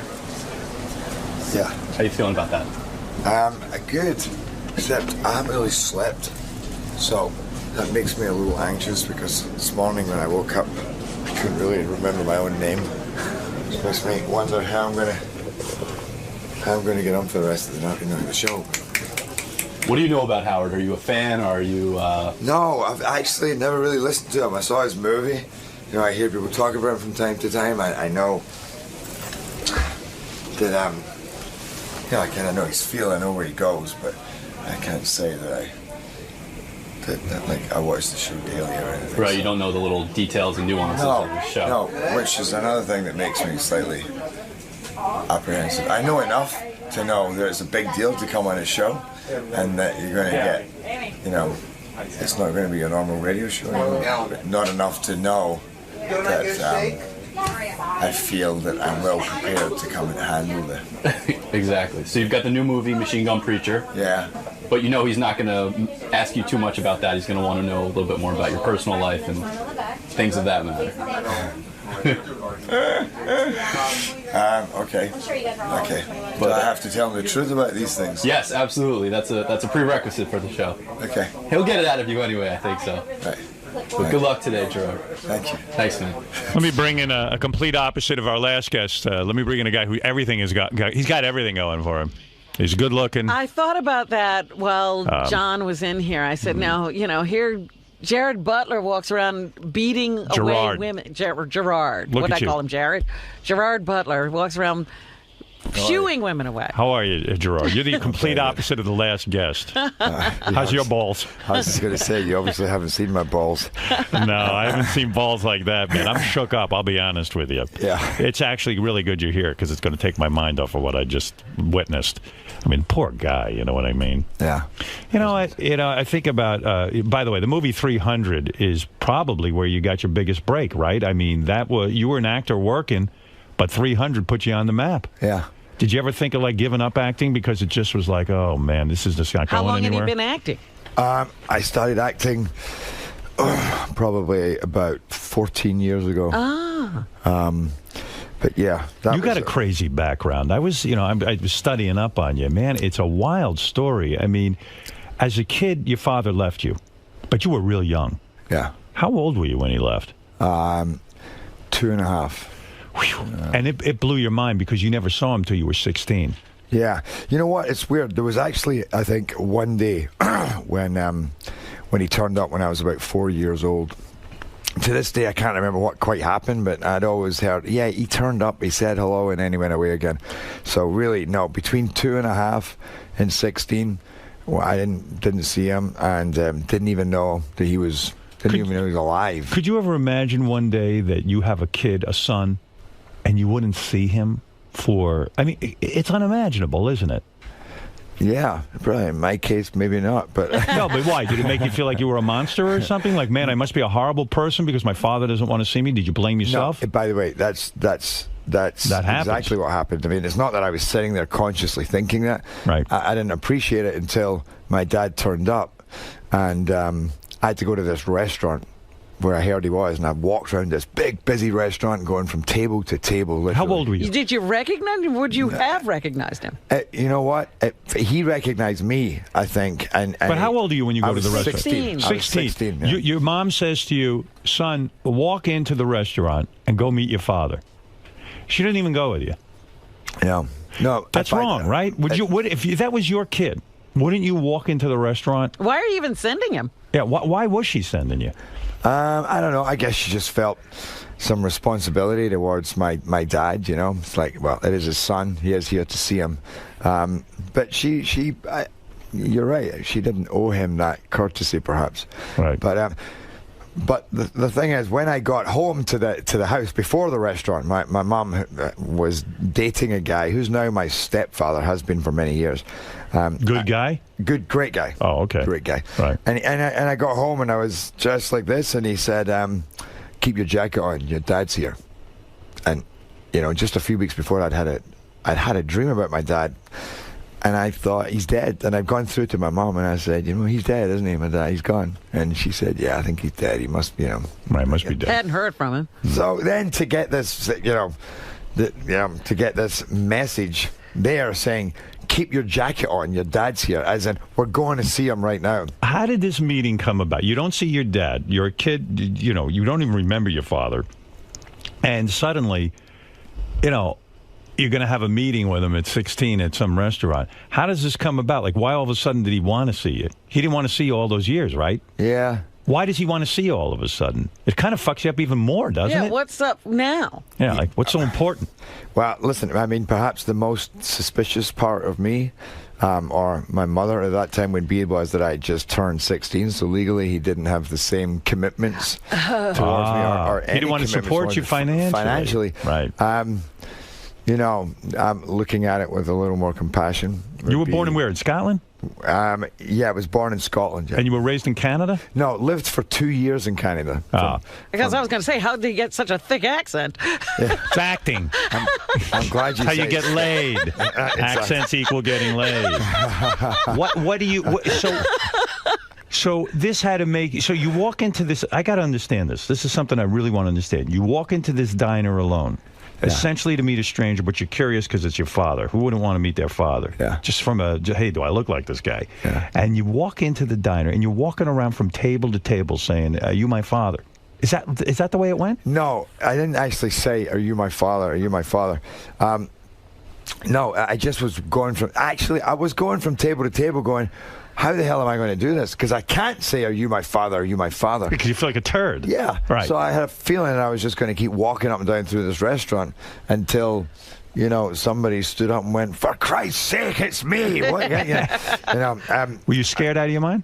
I was scared, yeah. Sure. In fact, the moment is a little bit blurry. I can't really remember if it was him that stood up, or, you know, I think he recognized me, but that moment is a little blurry because it was very bizarre. The restaurant was packed. It was big. Does he come over and hug you, or does he shake your hand? Yeah, no, he stood up and he stayed on the other side of the table, and I finally made my way around and shook his hand and kind of gave him a hug. And then I sat down back on my side of the table, and, you know, all became very civil, sat down as if, okay, we're now going to start. Does he pay for your meal, or does he make you pay? The guy sounds like he doesn't want to support you at all. I mean, it's 16. He decides to meet you, so he doesn't have to pay for your meal. But wait, so you go into the diner, and whatever, what is it, a fancy restaurant or a diner? No, it's a nice restaurant. Nice restaurant. Suit and tie kind of restaurant? Yeah. Right. Yeah. What do you order? Can you even eat? I mean, do you want to eat? I don't think I ate, to be honest. Were you angry? You say, hey, fucker, where have you been? Yeah. You did? Yeah, that's exactly what I did, actually. And this is... But yet you hugged him when you met him. I hugged him when I met him, yeah. Curious, right? Yeah, it's interesting. Yeah, it's interesting. But you don't know what to do, really. It's awkward. It's awkward. It's my... You know, I was in a different relationship with that than my brother and my sister, because I was a baby when he left, you know. My brother and sister were a little older. They had more memories of certain unhappiness going on. So they had thinking more of an attitude towards him, whereas for me, I was always the one that was there to be pulled in any direction, because I was like, it's just, all I know is I have a dad and he's not there. I was much... And he showed up after, I mean, he left after you showed up. It's almost like your fault that he's gone. Yeah, a kid could blame them. So say, you know what, I ruined everything. I showed up. And by the way, might still have been the case. Is that the source of your anger? I mean, because you had this is kind of wild to me. You trained to be a lawyer. That was what you were going to be in life, right? Yeah. You were like a few credits short of graduating law school, and you dropped the whole thing, right? No, I finished law school. Actually, what law school did you go to? Glasgow University. So I have an honours law degree. I have a diploma in legal practice. I did 5 years full studying there. You could actually represent someone? No, because what happens there, and I like the tone of voice. He's an actor, that's why. Why can't you represent someone? Could you represent, or did you lose your license? Well, no, I never got my license. Because you were fired? Yes. And why were you fired? I was fired because my father never loved me as a child. Oh, stop it. Okay, but wait a What's second. the actual event? Wait a second. By the way, we will talk about this movie. We're talking to Gerard Butler. It's Machine Gun Preacher. I've seen it. I'm going to give you a big recommendation. Fantastic movie about an extraordinary dude. It's a true story. But I got to understand this. So you're a lawyer. Right. You're practicing. Now, you're working at a law firm. Yeah. What went wrong there? What'd you do? Yeah, what did you do to lose your law job? Well, it's interesting because, in truth, that all those issues had started way before that. I don't quite know how I got through my last 2 years at law school, because by then I was already partying a lot and not really taking my responsibilities too seriously. Managed to get the last of the big jobs going. I took a year out. I came over to America. I was always getting in trouble. I was thrown in jail like a bunch of times. You were in jail a bunch of times? You were an alcoholic at that point, right? Well, you were drinking like crazy. Alcoholic? Well, I don't know about that, but I was definitely drinking. Just a drunk. You were drunk? You could say you were a drunk. Yeah. And what were you a drunk? But I was not an alcoholic. So you were a drunken, drug addict lawyer? And I wouldn't say drug addict at all. But you took drugs? I took drugs. Okay, you took drugs, yeah. Yeah. What were you doing, a little hash? What kind of drug? No, it was crack all the way. All the way, crack? No, joking. A lot of coke? Joking. What did you do? What was your vice? You know what? I don't ever really go into specifics there, but it was... It was wild. And none of it's... Well, yeah, but the funny thing is, at that time, it was a year and a half. There were long periods when I didn't do anything because we had no idea ever how to get our hands in that kind of stuff. It just, if you're living in Venice Beach at the time and your next door neighbor sells pretty much everything there is, it's hard to resist and feel sorry for a bunch of kind of bum students. You were a Venice Beach bum? I was a Venice Beach bum. So you would say that you sabotaged your own law career. You went berserk. And okay, you can joke about this, but it's got to be from your father leaving you and then showing up in a diner or a restaurant 16 years later. It's got to be, right? You're filled with rage. Yeah, definitely. There was some... Were you an angry kid? Did you get in a lot of fights as a kid? I got in a few. You were a bad kid. That's what it was. But yet he was a lawyer. You had to be. You were smart. You were a smart, bad kid. I was what? I was actually. I think I was a pretty good kid. I was a troublemaker like the rest of them. What kind of trouble? You know the kind of trouble when somebody is trying to seek attention. Yes. Are you like a football hooligan? I love my football. Yeah, from time to time. You're a monster. Good Lord, out of control. In fact, my mum had gone to the convent, which was, a Catholic part of our school that had closed down. And I remember me and two of my buddies, the place was derelict, so me and two of my buddies spent a day pretty much knocking out every window in this place. And so proud of ourselves. And then look what we just did. Yeah, and then two guys came and we hid, and then they found us and they grabbed us, and then we were walking away, and then I ran away. And I was so proud of myself that even under capture I escaped. But I knew that they were going to tell me and that my mother was going to find out, and it was, to this day, you were a nightmare. The most horrible few hours I've ever spent in my life. I thought I literally thought. Here's what you said in various interviews on drinking, on your drinking crazy days. Oh my God! Here you go. You ready? Yeah. This is how crazy research this gentleman. Was done on you. This is research. In fact, there should be a movie about your life. Forget this other guy. Forget this other guy. How the hell did you become you? When you were drinking, okay, Gerard was known to jump in front of moving cars and smash bottles over his head. Oh. He ended up in prison many nights. Gerard once stood on the edge of a 46-story building and also hung drunk from the railings of a cruise ship at 5 in the morning singing "We Are Sailing." Yeah. Were you suicidal? What sounds like it when you put it like that. It sounds. You're lucky to be here. You could have killed yourself. See, if I looked like you and I had your kind of acting ability and a law degree, I would be on top of the world, and yet you weren't. Yeah. So when you're a lawyer, did you ever act up until then? Fired? Oh, from the law firm? Yeah, we never even. He's fucking hanging off a ship. You'd fire him. Who's going to ask him to represent him? Seriously, why did you get fired from the law firm? And if you could sum that up. Well, the law firm. Yeah, that was interesting. I mean, it was just one thing after another, really. They would call me in after a couple of weeks. I think they thought, okay, he's been off a couple of days already. I think in 2 years, I had something like 33 days off work, and 27 were Mondays, and then there were like 5 Tuesdays, and then 1 Friday, something like that. And they must have liked you if they put up with you for that long. And they put up with me that for. And by the way, as a solicitor, as we call it in Scotland, if you do your 2-year traineeship, it's very, very difficult because there are such protections for you to get fired. Right. It's very, very difficult. So you had to be really bad to get fired. Really bad. I mean, you just weren't showing up for the job. I wasn't showing up, and when I was, I think they would often think, well, it was better when he didn't. And when you would show up, would they lecture you and sit you down and say, "Listen, Gerard, we like you here. We want to make you." What must you have looked like coming in off a drunk weekend? Would you bother to shave? No. So you just were you bored to death being a lawyer? I was completely bored. Horrible. It was horrible. And you know what? It's just when things aren't lining up. And to be honest, despite the fact that I was kind of all over my place in my life, I think there was still that part of me spiritually that was very well aware that this was not where my life should be. Did your mother? Were you afraid that I'm sure your mother was proud of you that you became a lawyer. That's a really high position to be in life. Were they worried about you? Were they saying, "What are you doing to yourself? You've got a great situation here. You could have a great career in law." Did people sit you down and try to save you? Yeah, everybody, yeah. It was like an intervention. An intervention. You know, it's interesting because that's what my stepfather was used for. My stepfather was always the more reasonable one. You know, my mum and I were very similar, so it would be like, "What the hell are you doing? Why do you do that?" And because I do.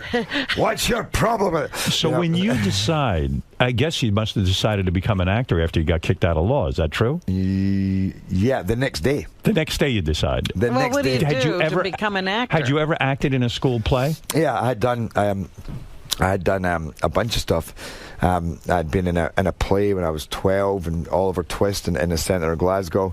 And then I had been at the Scottish Youth Theatre, which was a 5-week residential course. So acting was always sort of in the back of your mind? Always in the back of my mind. Yeah, but you probably thought, how the hell can I become an actor? I've got an accent, isn't that? Absolutely. But speaking of the accent... Well, they do films over there. When you do a movie where you got to play an American, is that easy to get rid of the accent, or you got to study for hours and years or whatever? Get a dialect coach? I get a dialect coach. I have a dialect coach right now. His name is Jerry Butler. I mean, because if I had to go to Scotland right now and be... You're not doing pretend, this accent, are you? Hey, how you doing there, mate? You know, I don't even know what... Hey, man, what's happening? You know, I couldn't do that. I couldn't pull that off in a legitimate way. When you're called upon to be an American...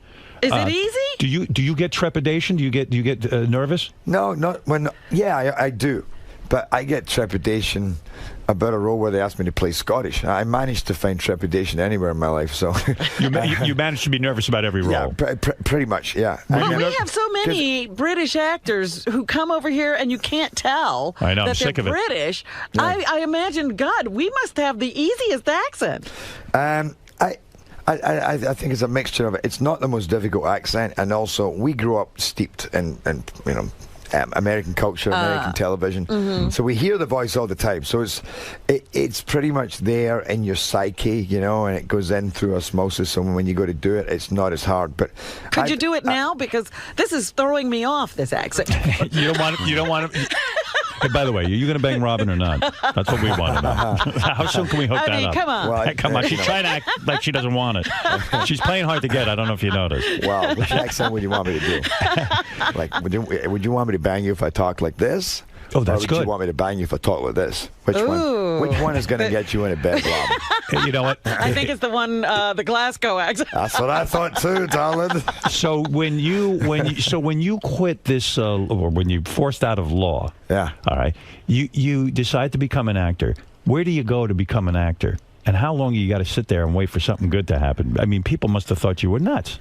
Yeah. I mean, you're a good-looking guy. He's gone off the deep end. Were you getting laid like a motherfucker when you were a lawyer? I mean, did you get a ton of women? No. You didn't? Well, I got a few. But not a lot. But not a lot. Not the quantity you get now. No, because to be honest, I was broke a lot of the time because you don't earn much money as a trainee lawyer. Yeah, but a good-looking guy like you. I mean, I've read stories about you. I don't even know if it's true. That you were in Central Park the other day. You're walking around. 2 women came up to you crying because they were so moved to be near you.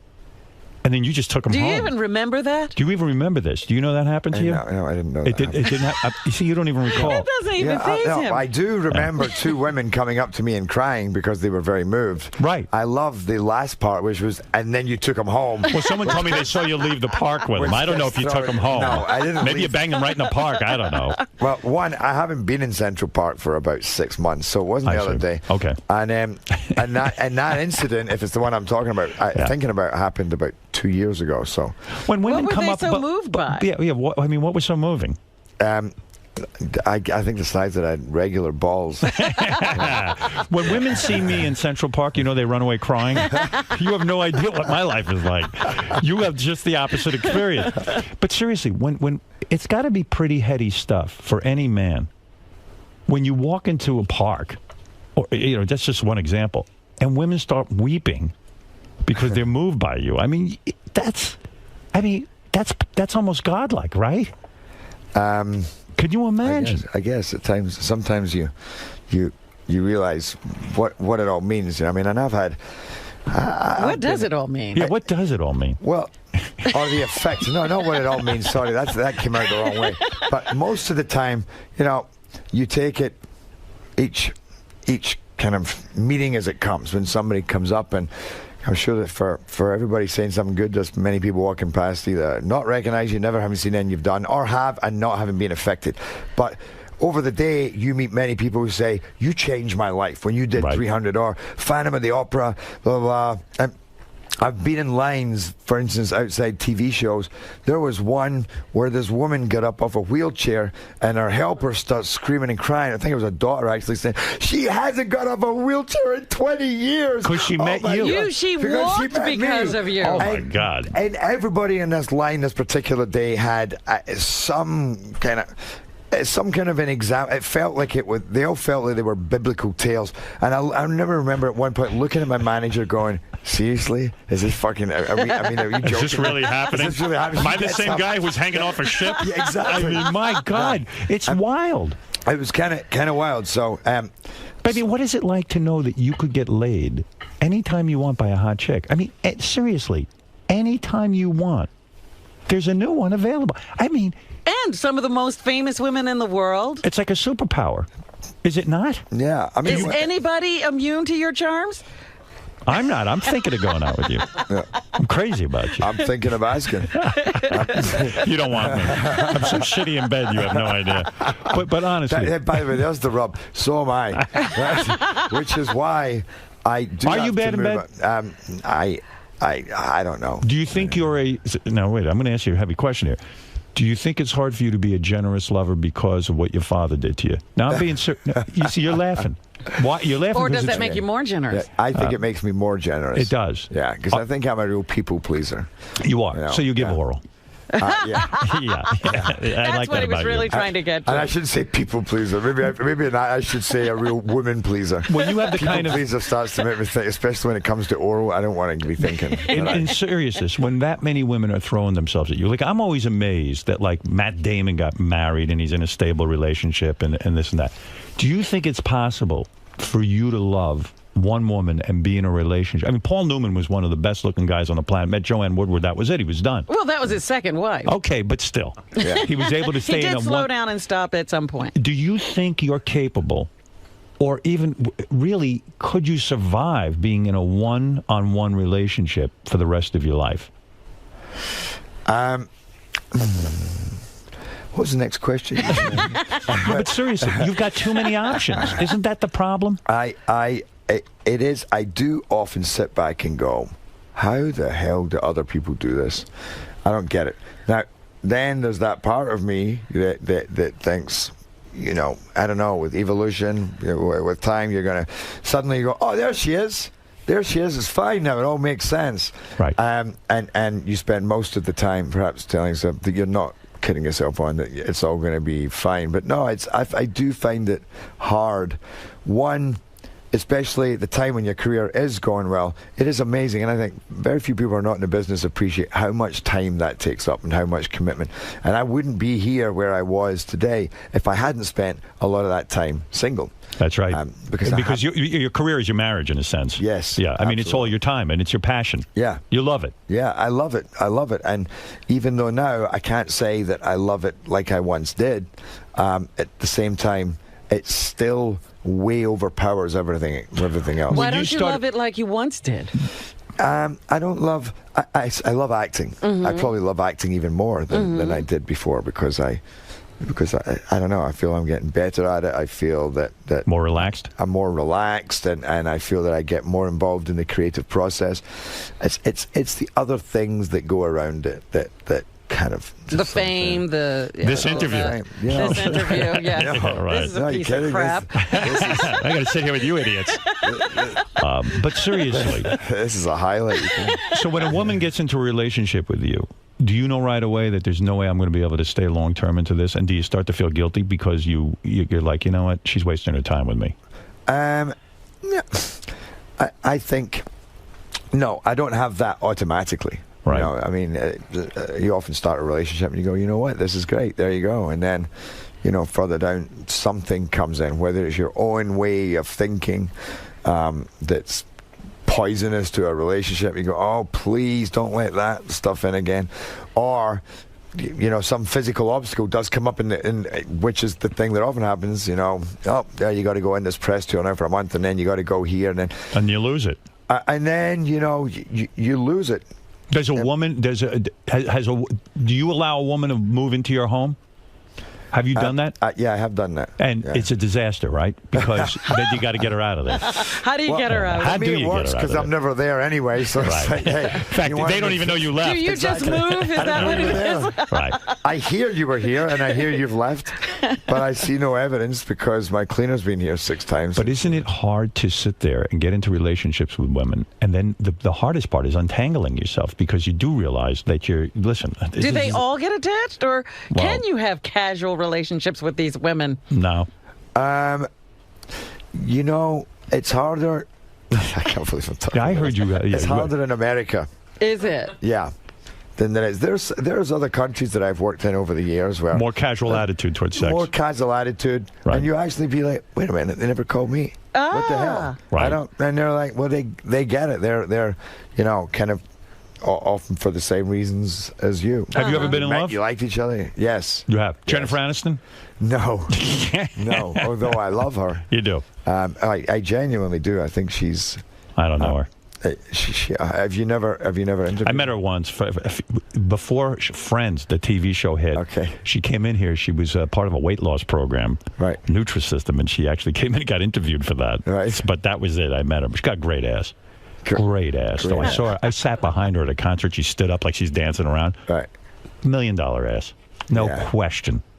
No question. It's so funny. What an investment. Just that little dance. She probably knew that you would talk about this over the years. Oh, she knew what she was doing. So calculated. I know why you got rid of her. Yeah. I get it. I know what you're saying. I'm reading between the lines. She's too calculated for him. Yep. Would you marry? You wouldn't be. You've been with a lot of women in show business, but you wouldn't necessarily probably be in a long-term relationship with a woman in show business. I don't know how people do it when it comes to people in business. Although I got to say, because why? Because it gets competitive. If she's working more than you kind of feel like, oh, I'm a slouch. I think there's maybe that competitive part, but that's not what it is with me. I just think it is hard enough having that much attention turned on you. Yeah. And then most of the couples you see here, both in the who have some, let's say, some pretty large success that are together, then it just seems like their life becomes a military operation. And to me, it's not what I'm looking for. The one thing I'm struggling for is still to be able to live a normal life in as many ways as you can. Can you live a normal life? I mean, if you're walking through Central Park trying to sort of get into your own thing and then women's come up and start crying, it's pretty hard to go somewhere. I mean, you're getting pretty well known after 300, especially, right? You would say that's the turning point in terms of your privacy went away? Yeah, absolutely. And for an actor, it's important to have privacy because you want to experience what people experience. You can't even observe people, You right? want to observe. Yeah, without a doubt, it is harder to observe people in a regular way without often finding yourself in very kind of strange situations. But the upside is the broads. That's the way I see it. The money and the broads. Well, there's always, I actually have that tattooed on my shin now. Well, there's always the broads. You do. Smart. Me too. Yeah. That's what we're like. Yeah. You want to know something? So when I look I look up and I'm like, well, there's always the broads. I'm going to impress the men in my audience right now. I'm going to read a list of women that you have been with, that they would know. This is not even counting the women. This is not the unknown women. Here's the list. No, can I just say that I have allegedly been... Allegedly. Well, you can confirm or deny. As I mentioned, the beautiful Jennifer Aniston. Not an easy one to get. This is top A list. Good for you. I applaud it. I'm going to applaud you right now. Okay. You guys are going to be Standing up. So disappointed. So disappointed. Was she disappointed in you as a lover? Yes. By the way, not an easy one to get rid of either. Once you get her, don't think this is easy. No. One. Yes, go ahead. One, it didn't happen, and two, she was easy to get. No. Very easy. No. No romantic relationship? You know what? This is when, and by the way, we laugh about... I would brag if I got her. But, and so would I. No. So would all right, you're being honest. But this is when it gets incredibly frustrating because it just became this everyday, no matter where you are you guys seeing each other? No. And the very fact you made out with her, though, didn't you? Tell the truth. You did not make out with her? In a movie you did. In a movie I did. Did she give you a hand job in the trailer? Okay, that's what I'm talking about. Yeah, but it's part of the movie. So is that difficult, though, to be in a movie with Jennifer Aniston and not become her lover? Seriously, I did a movie. I wanted to fuck everyone on the movie. I made this movie Private Parts. I love that movie, by the way. Thank you. That was such a good movie. I wanted to have sex with everyone. And I had full boners during every kissing scene, everything. Well, I don't even know how you control that. Especially that scene where, the girl's on your show and she's a lesbian and she's talking about getting to get, or bisexual, was it? Yes. She was on Celebrity Rehab. Right, who knows? Maybe I could have gotten her. Turns out you could have gotten her. Yeah. She was on Celebrity Rehab? Oh, yeah. Okay. That scene made me crazy. But why not? But Gerard, why not? If you're single and she's single, why not have sex with Jennifer Aniston? I mean, seriously. You mean you just don't want the complication? Because you're working together. Yeah, well, I don't know. Listen, you're working together, so you always got to know. It's not like we ever discussed it. Well, we're just friends. And it was, I got to tell you, we became very close. I had a great time working with her. You get to go over her house? Yeah, I did, yeah. You get to go to those parties at Courtney Cox's place on Sundays? No kidding. I did. And Arquette's sitting there, and meanwhile, she's running off with somebody else. I was there. I watched her running off. You never had sex with Courtney, did you? Yeah, maybe that's why. I thought she was going to get more ice. What can I say? Seems to me, if Jennifer's bringing you to the special Courtney Cox Arquette party, that she's looking for activity. She's looking for action with you. It's clear. No, not really. There was a couple of other buddies of mine heading over there, and there's always very kind of interesting crowd from a variety of areas of life heading over there. So no, not. Do you like that? Do you like when you're invited to those kind of parties? Does it say to you, "Hey, I'm accepted by an elite community. You're one of the in crowd, so to speak"? Yeah, until you get there and you spend the rest of the day sitting on your own. Nobody Did you sit on your own? Jennifer wasn't sucking up to you, trying to get something going? I'm shocked. I mean, this is how... put the dog food down next to you and say, is that true? Were you alone? People talk to you, right? I'm very, very social at these things, and This is how good-looking you are. I mean, you rejected Jennifer Aniston. You didn't even think of having sex with her. That's all. You just looked at that as a problem. Yeah, right. You were just like, you know what? This looks like a big headache. It would be too much to say that you didn't think of having sex with her when she's around in her sexy little dress. You go, right. But she's my bud, and why ruin that? I got to say, you're asking for trouble to do that in the middle of a film with your co-star in case it goes south, because then you're sitting looking at each other for 12, 14 hours a day for the next 2 months going, I fucking hate you. Well, you're actually thinking very clearly. I mean, I can't think. When I'm aroused, that's it. I don't think about the consequences, and that's my problem. Right. All right, here, let me read the rest of your list before we get to this only got to Jennifer. Yeah, and I got to get to this great movie because I was blown out by Machine Gun Preacher. It is an amazing movie, an amazing story. And I'm surprised you named, well, you didn't name it, but they named the movie Machine Gun Preacher because my wife says to me, I said, listen, we're going to go see Machine Gun Preacher. She goes, I don't want to see that. I said, why not? She goes, oh, that's one of those violent movies where everybody shoots everyone up. I go, no, it's the true story of a guy who goes to Africa. Like Uganda. This guy, the guy was a fucking maniac, biker, druggie, drug addict, criminal. He gets out of jail, experiences God, and suddenly changes his whole life and goes off to Africa. And this is a true story. And by the way, at the end of the movie, they show the real guy. The real guy. And it doesn't look anything like Jared. Gerard. What's sorry. Jared? I don't know why I call him Jared. Gerard Butler. Call him Jared. Who cares? Okay. Listen, he doesn't Put him in care. his place. He doesn't care. Right. He's got every woman knowing his name. But it's an amazing story. By the way, your co-star in that movie is cute as hell when she's giving you a little dance and, you get out of prison and you fuck the crap out of her in that car. Yeah. Yeah, I did fuck the crap. You did fuck that. Okay, that's what I thought. Yeah. Did you have fall in love with her at all? No. And I guess I got to say I didn't fuck the crap out of her. You got to say that now because then that'll be a story. That's right. No relationship between you and your co-star. No, not at all. And she's married, and she has a little kid. When you read this script, did you believe that this was really a true story? That there was a guy who could be that fantastic? I mean, what a human being this guy is. I did actually. I did because I'm naive. But it's such an unusual story. You always hear the stories about the missionary who goes over and he's very kind and he stays out of trouble and they stay at the hospital. This guy doesn't do that. No. Yeah, but you know what? I believe the story because I know that there were many people have gone down there before, checked the veracity of the sources and gone. Right. And I also, the other thing is, this is not in any way a perfect character. He went down there and played everything by the book and did everything perfectly and didn't stand on, or step on a lot of people's toes and do things. Well, I was thinking about this guy. A lot of stuff. I was thinking about this guy. Yes, he's unbelievably giving. He goes down to Africa to save children. Uganda and the Sudan, and Uganda's the worst fucking place on the planet. All of those places. And he goes to this hellhole and he builds an orphanage for kids whose parents have been slaughtered by rebel armies and stuff. So what's amazing about him is, as much as I love him for this, I think, wow, he fucked up his wife and kids. He left them. He didn't, he just ran off. But not only that, it's a complicated story. He lets down his friend. I mean, he has some bumps. Yeah, but what a tremendous role for you. You think an Academy Award here? Are we looking at this or what? We thinking about it? No, I don't know. That's when you're laying in bed at night alone, jerking off. Do you ever go, oh, Academy Award? I mean, this is going to be it for me. This is the role. I think it could be. Well, no, not at all. I mean, I had a little false one made that I jerk off to. You still jerk off, or you don't need to? You have women all the time. He has a woman jerking off. Right.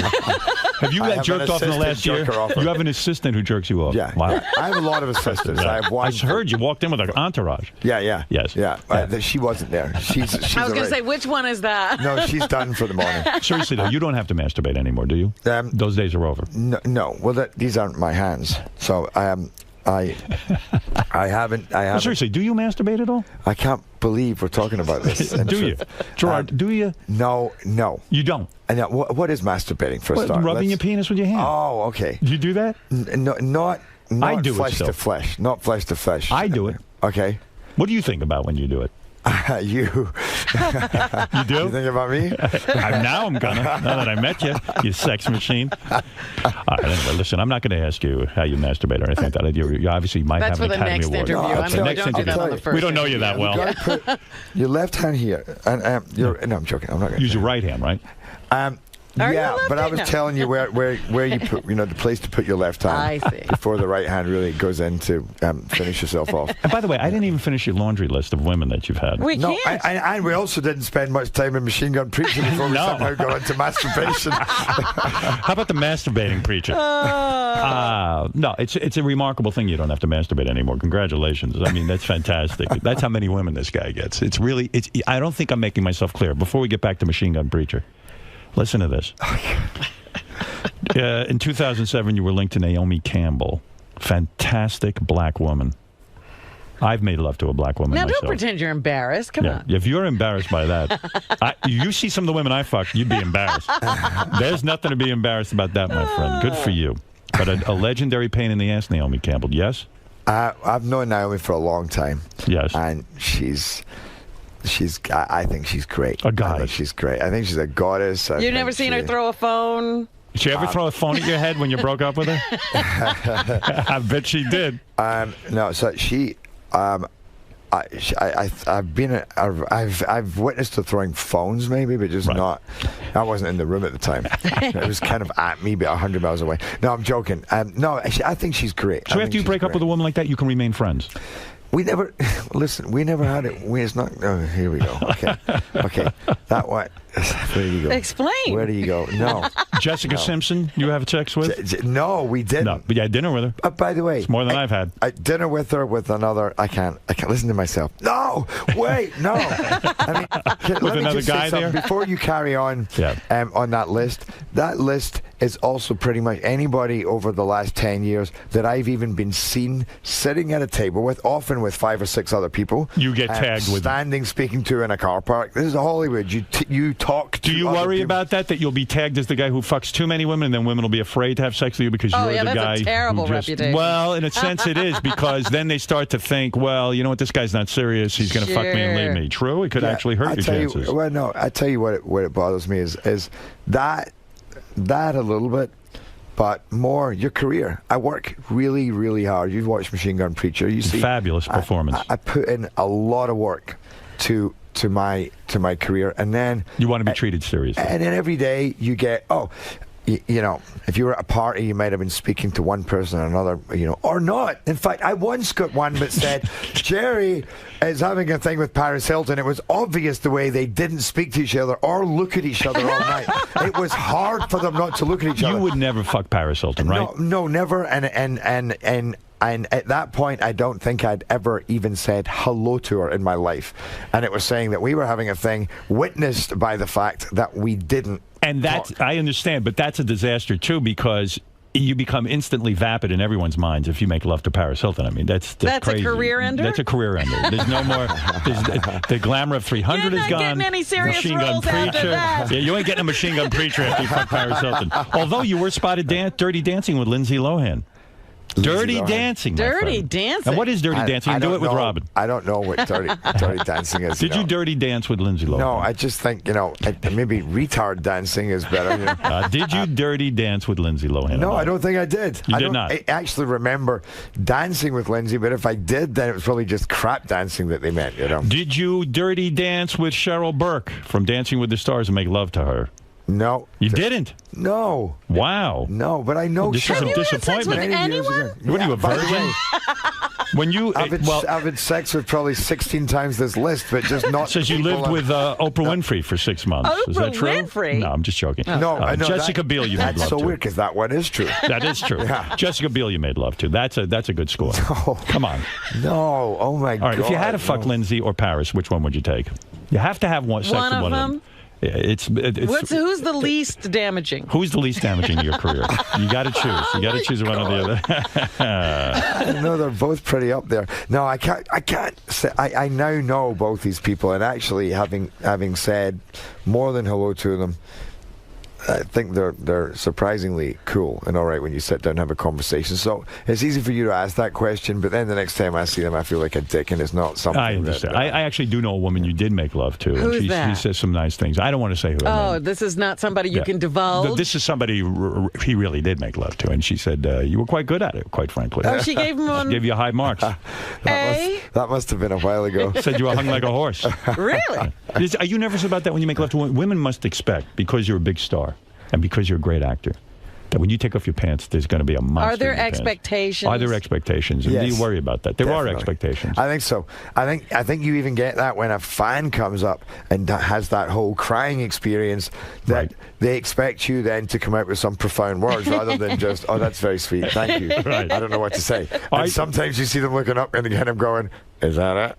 That's all you got for me. Gerard, are you hung well enough that women are, wow, not only is he great looking, not only is he a talented actor, not only make the Academy Award, it makes sense. It all makes sense. He delivers a big penis. Do you deliver that to a woman? I think yes. You do? Yeah. Wow. Yeah, I'm so jealous of you.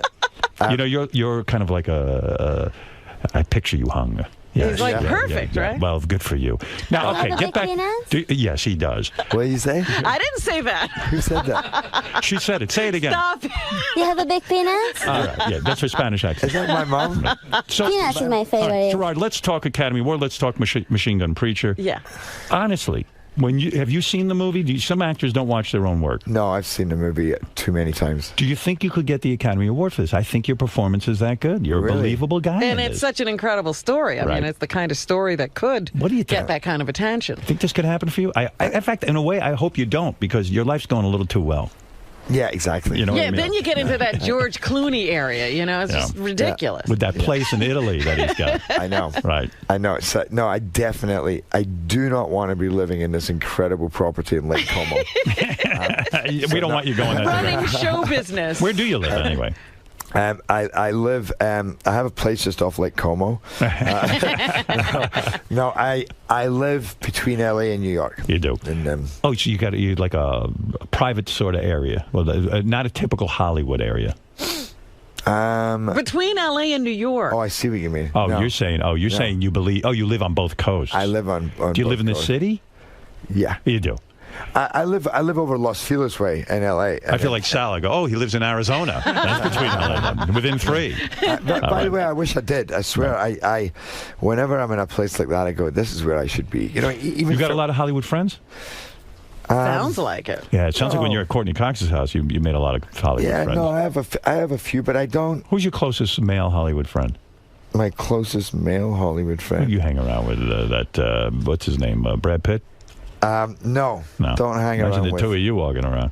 Don't hang around with. Who's your close friend? I'd say I'm good buds with Adrian Brody, actually Michelle, that I just finished with. Right, we're good buds.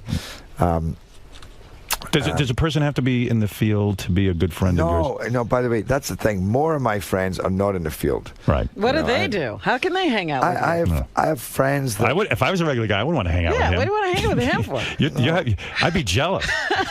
I couldn't handle it, I don't think, being friends with you. You know what? I have friends that are, lawyers and finance, that are artists, that are, Are you still friends with your father? That are struggling writers, that are successful writers. But Gerard, what happened after you met your father? Yeah. Are you still? Is do you he still in your touch life? with him? My father passed away, which was around the time when I was jumping around the edge of that building. So he left you again, this guy? Yeah. He's constantly leaving you. Constantly leaving. Was there any relationship from 16 until then? What do you mean? Well, Between did you you and your see father? him? Oh, so yes, yeah, I did. So I started going over to Canada and spending summers there, and actually had some of the most fun times of my life. So he was a decent guy. Yeah, he was a decent guy. He was a madman. I mean, at that point, he had all these different little businesses. He was a real entrepreneur. He had an umbrella store in the Queen's Quay Terminal in Toronto, which is right down on the water.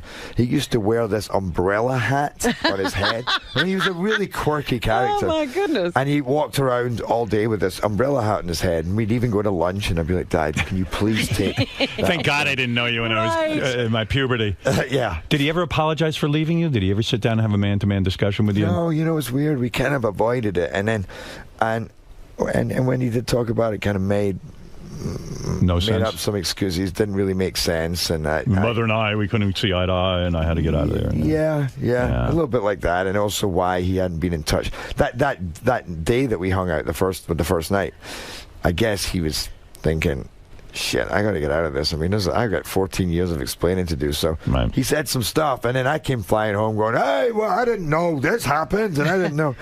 And my mom was like, oh, shit, really? You're great. I raised you, and now he's fucking me up. I'm going to deal with this. And then, realized that there was a couple of stories in there, and then I came to, that helped me come to know who my dad was. But he was, by the way, a great guy. He was hilarious. And did he see your success?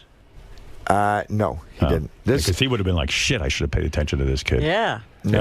No, the last thing he saw, I sat with him, actually, and sat with him for 3 weeks as he died of cancer. He told me I was in the middle of taking my year out. I took a year out from law school, and I traveled all over America. Wow. I was in like 23 states, and in the middle of that, he said, "Hey, son, I have bone cancer, and I'm dying." And then I said, okay, well, let's come up. And this is my dad. My dad said, let's go on a last holiday. Let's go on a cruise around the Caribbean. Wow. And I'm like, okay, I could dig that. So I went up, and it was that night, actually my first night before we set off to go on the cruise around the Caribbean, the very thing you were quoting earlier on. That night, after getting involved in a few fun extra kind of party favors, I ended up he lived 4503, the penthouse top. I ended up on the rooftop, climbing onto the edge of the roof and jumping from pillar to pillar. Oh, my goodness. Why? Because I was out of my mind, and it was a 46-story drop. Why were you trying to kill yourself? You think? I don't know. I just was. You think you were full of anguish because your father had bone cancer and you'd finally gotten a relationship with him and now he was going to leave you? And I think I was just full of anguish anyway. I think he just couldn't handle any emotions. I couldn't handle much. Yeah. So and then the next day, woke up, got on the plane, went. In the plane, they're like, here, have some of this, have some of that. Went in the plane, got on the boat.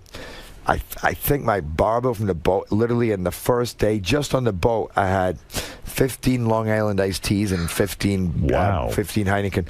Wow. And by that night, are you sober now? Haven't drank for 14 years. Wow. And by that you night, drank enough for your lifetime. Just in that one day.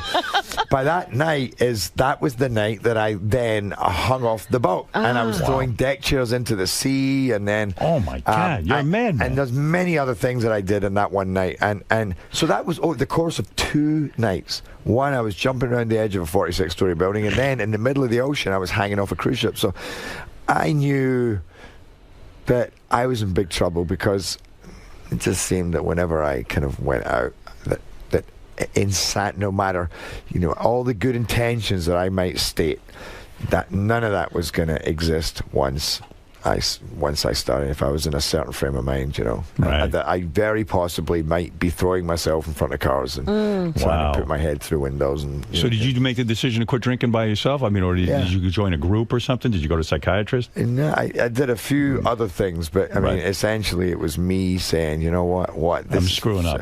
I'm screwing up. I looked at myself one morning, I woke up and I looked at myself in the mirror. I didn't even recognize myself. I was like, what? Who is this?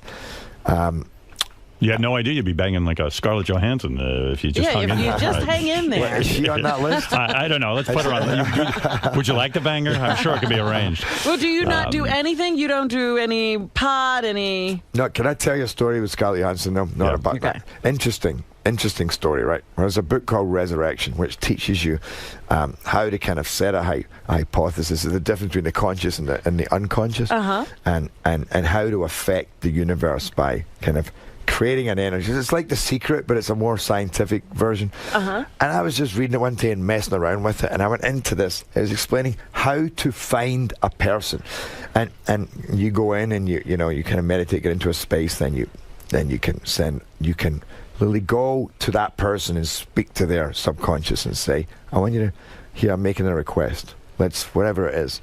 And I had, because I've known Scarlett for years at this point, and I was like, who is it that I haven't seen for a while, that I normally see once a year or something like that? And I thought, oh, Scarlett, I'm going to go to Scarlett. And I went, and I saw her in my head, in my dream, and I said, let's hang. I want to say hello.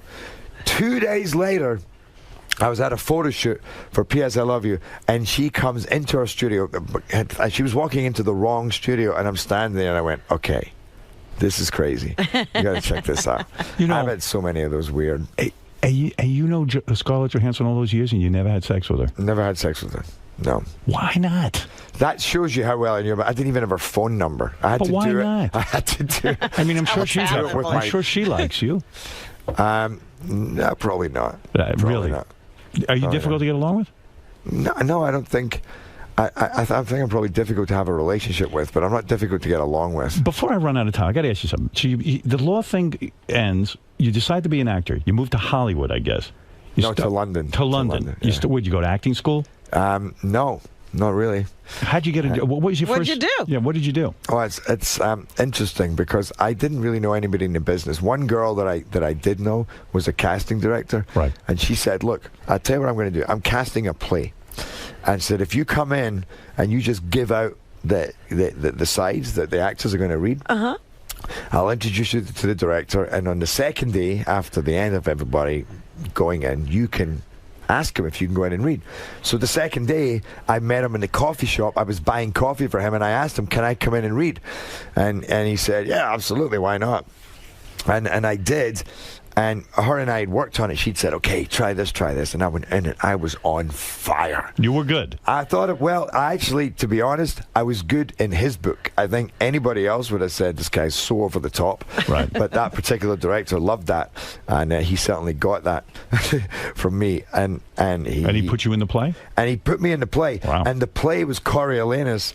And Coriolanus is my other movie that I have coming out with Ray Fiennes that Ray just directed. And so it's kind of, there's a beautiful serendipity to that one. Although then I was only in the ensemble, kind of a spear chucker, but we had a few Shakespeare lines here and there. But it was the best moment in my career, getting my first job as an actor. And then how do you get in a movie? And then I don't know how I got in a movie. I then blagged my way into another couple of jobs. I tell you something, this is insane, talking about these signs of the universe. The week before I was fired as a lawyer, I went to see a play at the Edinburgh Festival because I was training in Edinburgh, and I saw Trainspotting, which was massive at the festival. Right. The play. Guy comes out on stage and he's narrating, and he's like, I woke up in a strange bed in a strange room, covered in my own mess. I does this monologue, kills me. Then he's in the play, he's narrating, and the audience loves it. They're crying, they're laughing, and I'm sitting there going, this could have been my life. And what happened? Thinking it's never going to happen. A week later, I'm fired. The next day, I packed my bags and I moved down to London. A few months later, I have that experience with Berkoff, and I end up doing Coriolanus. While I'm doing Coriolanus, one of the actors says to me, by the way, they're recasting Trainspotting. You should send in your details. Didn't even have details. I took a snapshot. I wrote a number on there, wrote a letter to the director saying, listen, I don't even have an agent. I had an agent for commercials, but no acting agent. He phones me and says, come on in and read. I go in and I read from the book. I didn't have sight. I just went in and read a scene with two characters and played both characters. And you got the role. And I get the lead role. Wow. You have a charmed life. So I have a charmed life. So check this out, though. I then go... the same day I had a commercial casting, and I was late for that. So I'm running there going, I have just got the lead role in Trainspotting. I go to the commercial casting. I get the lead role in that as well. And they say, we need to find you a friend. And the friend they found, they brought in 3 guys for a chemistry reading. And the friend they found on the same day that I got Trainspotting was the same guy who I saw in Trainspotting the year before. On stage? On stage. And I ended up doing the commercial with him, and then back on the same stage that I had been watching. That's show business. A newcomer can suddenly become the lead. That's it. It's a tough business. Robin, purely on looks. You have to make love to one or the other. Gerard or Brad Pitt? Who do you go with? Gerard. You're in love. You're smitten. You're smitten. I think he's better looking than Brad Pitt. I've seen both. Yeah. Are you aroused at this point?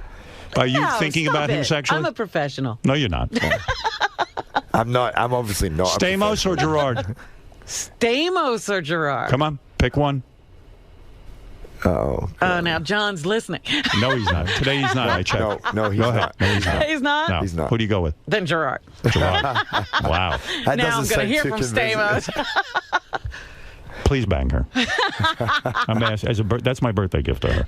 I'm not kidding. You're giving me him? Listen, but then when you did 300, things fucking go crazy. Did you know that script was going to be the big one?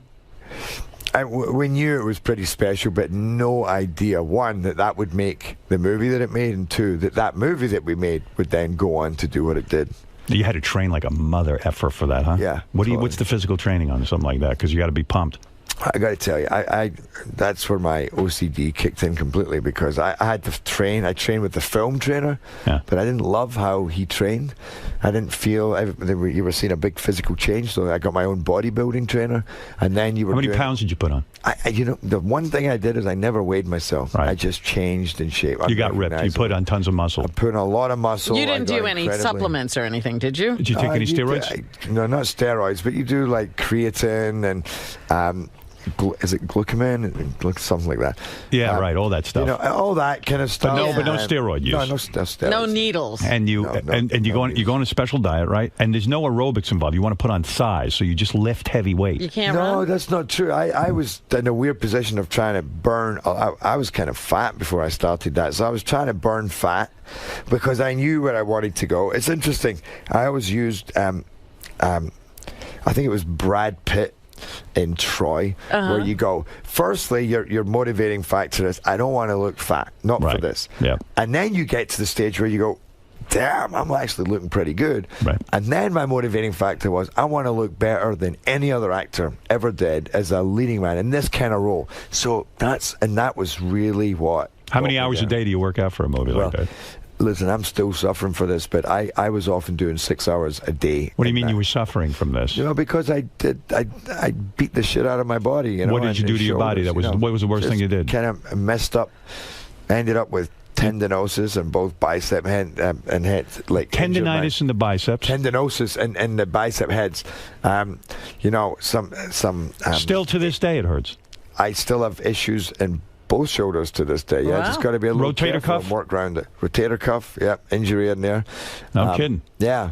I'm quite a physical specimen myself. I know what you're talking about. You had all those injuries, I've had all those injuries without the results. Honestly, I don't know what happens. I'm benching 95 now. I'm into the high weight. Wait till you see. All right, listen to me. I love this performance you did. It's this movie. It's a movie to see. So, yeah. like I said to my wife, let's see it. I'll see it. She saw it. She loved the movie. Like one of her favorites ever. Machine Gun Preacher. And it was nice to see, you know, that because I was like wondering the whole movie why he never took his family with him. Did you ever hang out with the dude who's the real life dude you're playing? Yeah, I was with him last night. You were? Yeah. Good dude, huh? He's a good dude. When's he going back to the Congo? Maybe I'll hang with him. I want to go. He's going in 2 weeks. He's going in 2 weeks. Yeah. Can you let me off for 2 weeks? I want to go. Yeah, go, Robin. Go get yourself killed. Have fun. Yeah. It's unbelievable. What is it? Real quick, Kate, we're here with Gerard Butler. He's talking about a movie called Machine Gun Preacher and also bragging about the many women he fucks. He wanted you to know, girls, what he does. You didn't bang? Did you bang Katherine Heigl? You worked with her, right? No, I didn't. Seems worthwhile to maybe bang her a little bit. Oh, I'm sure that would be very worthwhile, but I don't know why you passed that up. She's married, and also that's me assuming that she would, say yes, and I'm sure she'd run a mile if I ever made a. Within 3, how many women do you think you've had sex with in your entire life? Within 3. Within 3? Within 3. 4. No, come on. Is it over 100? Oh, God, it's over 100. It's more, is it over 10,000? Really? No, wow, I'm joking. Fabulous. No, I don't think you are. No. Yes, King, quick question, because we're running way late. This man has people. He has, yes. Women and bang. You called it right. Robin is creaming in her pants. Stop it. She is ready If Gerard said to you right now... Drink his baby. No, I would not. Wait a second. If Gerard said to you right now, step in the bathroom and blow me, no. Would you do it? That would not interest me. Fuck my tight little pussy. Stop it. Oh, my God. What did you just say to him? Fuck my tight little pussy. All right, Robin, easy. You're embarrassing yourself now. Yeah, I'll fuck you. All right, listen. This is wild. All right, two or three more phone calls, and then I got to let this gentleman out because it's a crazy place in here. Hey, when you did, you were in Tomb Raider with Angelina Jolie. You ever bang her? Before that was before she was married to Brad Pitt. Yeah, no. Did you bang her? No. No. Okay. Was she scary? I was disappointed in that one. I felt like I was the only leading man that didn't at that point. What's with you? Was she scary? That's why I was like, why didn't you? Do you want to have kids one day? Or I would love to. I would love to have kids. Man, that would mean you'd have to be committed. Would you stay in their lives, though? Come on. Well, he'd show back up when they're 16. I actually think, I'd be an awesome father. Really? Yeah. Your dad might have had that thought. It's the husband thing I'm not so sure about. You know what not to do? Yeah, the husband thing would be tough for you. You got too many options. Yeah, quickly, Corey, come on. Yeah, thanks, Howard. Hey, Gerard, want to say you're the ultimate badass when it comes to acting. I watch Law Abiding Citizen all the fucking time, man. Yeah, that was great. What Abiding movie? Citizen with, what's his name? Jamie Foxx. Jamie Foxx, yeah. I don't know that movie. He plays you a guy. got to see that movie. You'll like that. It's great. What's it called? It's really Abiding Citizen. I didn't see it. Law-abiding citizen. Law-abiding citizen. All right, I'll check that out. Oh, my God, it's great. Yeah. Let's go to Very intense. Nikki. Nikki, go ahead. Yeah, okay. If I love Robin and she's got her flirty voice on, but if it doesn't work out with Robin, which I hope it does, I would like to be your future ex-girlfriend because I don't want kids, but I'd like to have some fun. What would you do if I set you up with Gerard? First of all, you good looking? You got to be amazingly good looking to get in this guy's book. On his I list? am Spartan, actually, and I have a great ass. I do have a competitive ass with Jennifer Aniston. And what do you look like? Who do you look like? I I've been told it depends on my hair. My hair's straight. Jerry Lee Lewis? Cindy Crawford. Do you look like Jerry Lee Lewis? Yes, I do. Wow. And the killer. No, I look like Sandra Bernhard. I've been told Sandra Bernhard, but I don't have her lips nor her nose. Okay. Gerard hung up on relieve you of that. All right. I think Sandra's beautiful. I think Sandra's beautiful, too. Right. And Tommy, you got the last question. Go ahead. Hey, now, Gerard, I'm not gay, but I'd fuck you, too. Right. Good for you. Like Howard, I'm a big pussy, and I love chick movies. I love P.S. I Love You. Did you bang Hillary Swank, even though she has bigger teeth than Gary? And Did you bang Hillary Swank is the question. No. You did not. No. But you did cut her face. You actually cut her open, didn't you? Oh, yes, I did cut her face. Was that an accident on the set? Did she annoy you so much that you had to cut her face? Yeah, women make me violent sometimes. Was Harry Connick Jr. a big douche? No.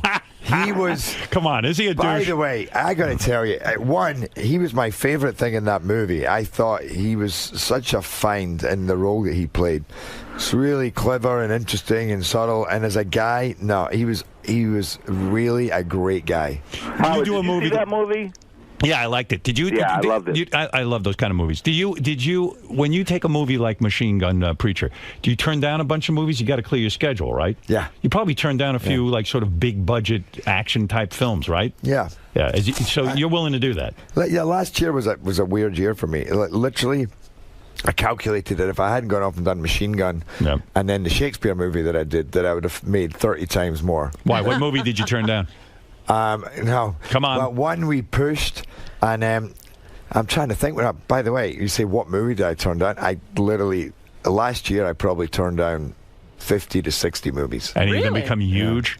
No, any ones I was turning down last year haven't come out yet. Spider-Man type movies, like the big blockbusters. You could have been the Green Lantern. I'm trying to think. No, none of them that have come out yet. But have you experienced that yet, where you've turned down a movie and it's gone huge? I mean, is there anything you turned down and you go, oh my God, why did I turn that down? No.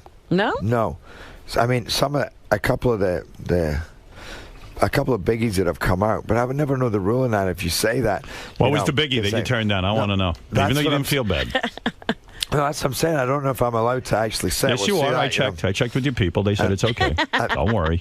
Won't ruin your career. No, I get caught out here because now I'm going, okay, what? What is the big blockbuster you turned down? But I'm trying to think. Oh, you know what it is. I see you smiling. No, sorry. Honestly, I'm right now. You got to either answer that or tell me who you fucked last night. No, I can tell you who I fucked last night. All right, who'd you fuck last night? No, I'm not gonna. You got to come up with a movie then. You got laid last night? What's that? You got laid last night? No. Come on. Did you? You're a terrible liar. Where'd you meet this one? In the park? What a life. No. All right, listen. What am I going to tell you?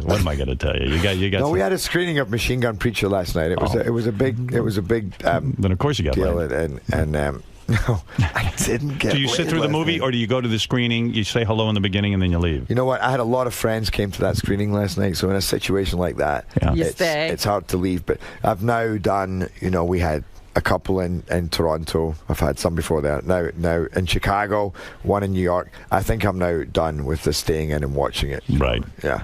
When a guy comes over to your house or a bunch of people come over, do you have all your movies on a loop and people just sit and watch them as you sit there and watch them with them? No, I don't think so.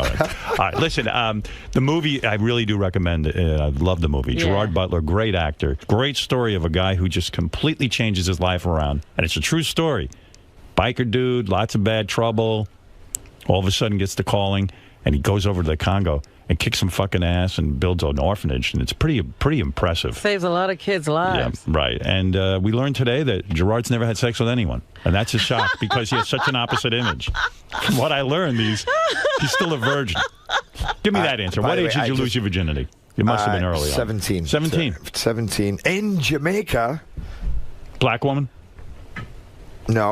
No, a white girl. She was a gymnast from Toronto, so it made it incredibly terrifying. Wonder if she's still in touch with you. No, we're not still. We did stay in touch for a while. Right. Older woman?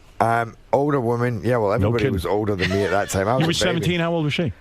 She was 23. Whoa! Oh boy, that must have been some session. And then the funny thing is, the next week, when the new batch came in, then I met a gymnast from Florida who was also 23. Who you banged? Yes. You know what that proves? So once you get some stank on your hang low, and I'm sure you've said this yourself. Once you do that, the girls start to flow, hanging around. You get that That's confidence. Right. Good for you. True. Good for you, my friend. By the way, I just now came up with I think two of those movies that I go ahead. I can't. No, go ahead, Gerard. I love these Hollywood stories. In other words, you said, "Hey, look, I'm passing on this. Good luck to you." What was the movie? Okay, well, there was. I think Fantastic Four. Right. There was Sherlock Holmes. Sherlock Holmes. But not Sherlock Holmes. The friend. Dr. Watson? Yeah. Wow. But there was a time when literally because I was staying out of action, where I was just saying, no. Because the strategy was don't do all action films. Because the strategy was don't do all action films. And most of them were crap. But even some of the better ones. Fantastic Four was not a great movie. Who were you going to be? The Torch? Human By Torch? the way, and then, it was interesting, for instance, Salt, that came out of Salt. Yeah. That was once written as Edwin A. Salt, and it was about a guy, and I was very much involved in that. Then the whole thing fell apart. And Angelina Jolie became the and star. then suddenly resurfaced, and now it was called Salt, and Angelina was playing the role. And just before that happened, the night that I won Action Star of the Year for 300, and I was walking around with my little trophy. I was very, very happy about it. And this guy ambled over saying, "Hey, I think you might be doing one of my scripts. I'm a writer." And I thought, yeah, right, because normally you hear something you've never heard of. And he said, "Yeah, it's called Edwin A. Salt." I went, "Oh my God, you're amazing! I love you." And he said, "Yeah." And we said, "Have you got anything else?" And he said, "Yeah, I've got one called Law Abiding Citizen." Wow. We said, "Send it." So that was 2007, and we developed it. We developed it since then. Which just can I just say this, by the way, my speech when I got Action Star of the Year was standing up because Dennis Hopper introduced me, and that was a moment where you go, as he's going through your life, and you're going, really? That actually sounds like I've done a few things. And then they interviewed your director and Zack Snyder and some of the stunt coordinators. And I got up there and they gave me this big award. And I'm not a guy that normally wins awards. I won a raffle at school when I was about 8. And I'm holding this award and I said, you know what? To have Dennis Hopper, my hero, saying these things about me in front of like 6,000 people. And to have Zack Snyder, my director, talking about me like that, and Damon Caro and Stahelski, the stunt coordinator, saying these things, and now to be standing up here holding this award in front of everybody. If I don't get laid tonight, I don't know what it's going to take. And did you get laid that night? I didn't get laid. You didn't. You slept alone that night. Laid. You slept alone. I slept alone, but so you don't have it all. I don't have it all. So you only get laid 364 days a year. 64 days a year. Look Nights at you, of award shows, he does not get laid. That's pretty awesome. Dennis Hopper gave you that award. That's pretty that's cool. Amazing. Listen, I could talk all day about pussy, acting, you name it, man. You're a man's man. I enjoy you. And I'm proud. Now, do you want to tell him that you had questions about having him as a guest? No, listen. I didn't know how open you'd be about this, but you're an open guy. I think the reason I had you here is because your fucking performance is amazing in this movie. I'm proud of you. I love all this stuff with all this pussy you get. I think it's awesome. That's just a bonus. You're my hero. You get tons, and when I say tons, this is a guy who really gets tons. Very busy. Very busy. Your penis. You wear a rubber, I hope, my friend, when you're with it. Do you wear a rubber? Yeah, can I just say something? Be honest. No, honestly. This is me being honest. You wear a rubber?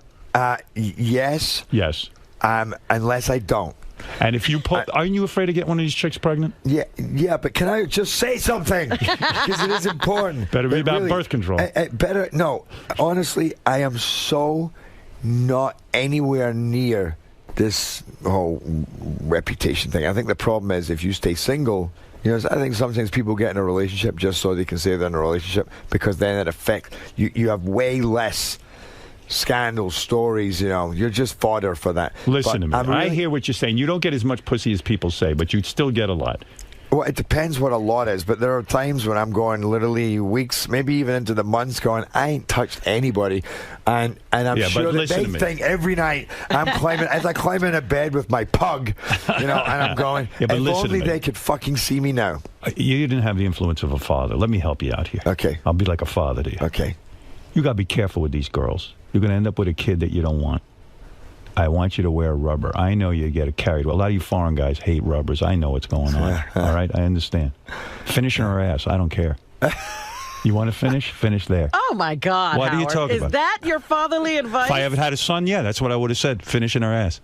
What do you think of that? Okay. Robin wants to know, are you circumcised or you're uncircumcised? crazy. I never said a word. What? Uncircumcised. You are? Really? Wow. Look. Do girls get freaked out by that? No. They do. No. Here in America, the they guys have something to say about it, though. Believe me, I believe in that. You should not be circumcised. Why the hell would... That's, to me, it's mutilation of a child. Yeah, so you're not circumcised? I think they took like 3 inches off. I'm telling you. Robin loves anal. That's all I'm going to leave you with. Think that's about ridiculous. Think about Don't listen that. to him. Think about sharing that with her. Do you like that kind of activity, or is that not your thing? I'm up for anything. You're up for a good party. Especially with Robin. I really Hey, feel you want me to lick your ass? Oh, stop Oh, that. Robin, Stop act playing like a those lady. stupid clips. Act like a lady. Act like a lady. You got a Yeah, I'll gentleman. fuck you. Okay. All right. How come then? So how come if they're clips, your mouth is moving and the words are coming That's out? not true. That's so weird. Listen, let's not get carried away. There's a serious movie out there that's fantastic. That's right. And when I say serious, it's not like boring. It's fucking great. It is Gripping. great. Gerard Butler and Machine Gun Preacher. Go see it. We've talked way too long, my friend. And When you is it said- coming out in wide release? That's a very good question. I think the next week it opens maybe more 25, 30. Then Yeah. it goes on to a couple of hundred, and then it'll end up at 1 million. A slow rollout. You getting a piece of the action or what? Well, a very, very small piece. This was not a movie I did to get rich on. After 300, I mean, your quote must have gone through the roof, right? Yeah, it did. It did go through the roof. What do you get a picture now? I'm not telling you. Come on. No, you up, are you a $3 million guy? Look at you. More than good 3 million. More than 3. Yeah, how dare you insult him? Well, I want to get him open up. What is 3 million? I don't know. 5 million? What are we looking at? Come on. Are we north of 5 million? North of 5 million. No shit. Yeah, but you know what's interesting is you very rarely get those. It's you have that quote, and then there's that one movie where they go, well, this is the one he actually gets paid for. By the way, Robin just came again. Oh, here we go. More than 5 like million. money has that kind of effect on me. Look at you. Did you waive that fee for the Machine Gun Preacher? Big time. I was going to say, yeah, they couldn't come up with that kind of money. But you get a nice little on the back end if something happens here.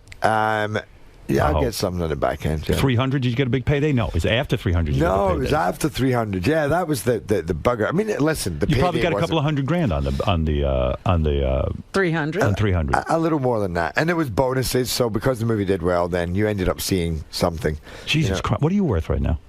As you stand? No, I don't know. Not that much. It feels like 10 million. I don't. You're worth more than $10 million. Look at this guy. Do you live an extravagant lifestyle? No, not at all. No? I think the thing is I have is properties. Like I have a place here. Robin loves property. And I was going and in L.A. But other than that, I live. So crazy. Look at this guy. Good looking. Pussy got out property. there. Property. You're like a king. Don't let it go to your head. You're a great guy. You're a natural guy. I bet you my audience loves you. Do you miss the stage? Do you want to go back to the stage? I'd love to go back Fuck to the that stage. There's no money in that. Quiet. That fucking stage, you sit there, you I stare at love those it. actors. I know, but I'm worth film work. millions already. I That's don't true. need the money. You know, you're right. You know, yeah. I didn't Go think to about the that. Excuse me. I'm thinking like you're poor. I'm sorry. All right, listen. You've orgied, right? What? You've orgied? No. No. You've never had two broads at the same time? I know you have. No, that's not an different. orgy, apparently. That's not an orgy. That's just normal. Times. No, that's how I roll. That's what I thought. Well, but I guess you get bored with just one chick at a time, right? Yeah, if it's just one, I'm like, what? It's the matter. There's only half of you here. Where's the other one? There's only half of you here. I love it. Listen, this is wild what's going on. I got to hang out and find out what's doing. You know what? I couldn't handle it. Holy mackerel. Orgies. And he didn't even think that's an orgy. He doesn't even think that's an orgy. Two chicks. I was actually, a couple of months ago, I was with this 34-year-old girl. Nice. What, two 17-year-olds? That's it. It's a joke. No, there was no joke. You were with two 17-year-olds. Those girls you met in Central Park. Wow. Is that mind-blowing, too, at the same time? Do you know how to service both of them? Listen, It's a whole story. couldn't we just have left it? All right, leave it be. You're right. You know what? We're here to celebrate Machine Gun Preacher. That's right. Best of luck with the film. Gerard Butler, I'm going to go home and hang myself. I'm going to go jump off a He's building. having the life you deserve. You're not kidding. Go have fun. Okay. We'll be back right after these words. minutes. See, you said too much. You should have left it the way it was. Great seeing you. Great meeting you. Yeah, you too. What a movie. I love this movie. I really do. We've been talking it up. We hope that I can't even tell you. I've been getting calls from everybody saying, Howard Stern loved the movie. Oh, love it. We were even playing the clip again in the car last night of you talking about Shotgun Preacher. Stupid fucking title. But, Uganda. You don't even want to know. Right. Well, it really is an amazing, inspirational movie. Really, right? Yeah, I just saw it yesterday. It's amazing. It's really wonderful. Yeah, really made me want to go do something. I think that's a hard role to nail, too, because you're playing a real-life guy. Right away, I think that's always different. And the thing that I really love is he's not perfect. He doesn't all of a sudden become a saint. He still has his issues and his trials and tribulations. Yeah, and he has to work through things. I think that's what saves the movie. Otherwise, people would be like, really? Right. Where's he, Mother Teresa? Right. But he really is. But I mean, but he's Mother Teresa with a machine gun. I love the guy. Love that guy. I love that you guys are talking about it like this, or that you felt like this. No, I felt very strongly about it. And my wife was just flipping out over it. Just loved it. You know, that's when I said it shouldn't be called Machine Gun Preacher, because women... I didn't know what to think of it. When I heard that title, I was like... What kind of movie I is heard that? Machine Gun Preacher. I went, I got to see this. Some guy's a preacher and he shoots everybody. It's like, but he's like, is it a Wild West thing? What is that? Yeah, I know. We need to find a way of marketing. What happened? What do you think? Everything all right? Is it? You can't go out again, right? You can't go outside. This was like one of the best interviews ever. I think he'll get laid. He's finally gonna get sex, right? There was a woman on the phone. It's about time. There was a woman on the phone. It was like Sandra Bernhard's ready to have sex. Sandra Bernhard. Boom. Hey, what's he talking about? Anyway, great meeting you. You too. I so much. It was amazing. Thank you. You guys were amazing. That was a great interview. That was unbelievable. Glad you enjoyed it. Most people don't. Give me a hug. Most people leave angry. You're under a hug. Thank you. Thank you for the hug. No. You're really wonderful. Thank you. See, Robin never thanks anyone for a hug. Except for Stamos. Thank you. That's right. He's never going to hug me again because I chose Gerard. I can tell. By the way, I can kind of tell that you thanked him on it. That's okay. No. It's just because he's a real good friend, and you don't want to, I have a relationship with him. I'll have to see him again. Who is harder now? No, who is harder? All right. You! Oh, then Stamos? Yes! But don't tell him I really said that. Yeah, we're back. Be nice.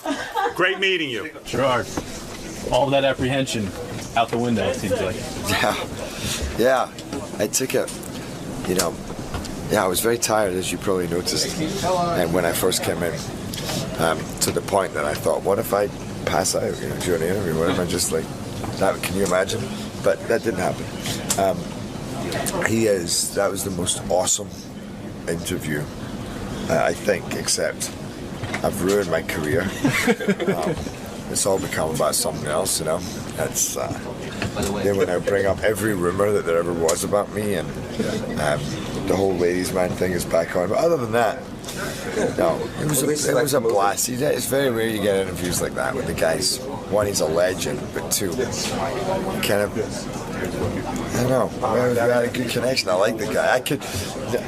I was thinking, okay, I'll come in here, we'll do it, we're quick, we'll get out. The least chance we get to do damage to myself. But in the end, when he said, I could talk all day, I was thinking, actually, I could talk all day as well. So, I mean, you went over an hour in there, just back and forth. You were sitting in a very comfortable position. It just became more of a conversation, it felt like. Yeah. I don't know how it's supposed to be, but I mean, I did think at times, I just think my legs felt higher than my head. I couldn't quite work out how that had happened. I'm like, where's my head that my legs are higher? But it did happen, and I was waiting for him to say, you know what, dude, could you get your fucking feet off wherever they're on, that they're up there, the stirrups. So he's great though. What a great energy, and I love that he digs our movies. What do you think separates him as an interviewer from all the typical press you do through all the junkets and all that you run through the gamut? Well, he's such a heavy hitter. He's been through so much to to establish who he is and how he can present. That the guy is an absolute icon, cultural icon, and for a reason. Nobody talks like that, Nobody goes to those places. There's such irreverence, with such balls. Like that guy, who came in before, in some ways, is, how would you say, thematically, it's a representation of Howard Stern's approach, as in just biggest balls. Let's just talk about anything, and yet, genius, funny jokester, and yet smart as a whip. Is it smart as a whip or sharp as a whip? I never know. I'm so tired. But it was. I don't know. It's just very rarely you get into those interviews where you're like, bang. Okay, we're just having.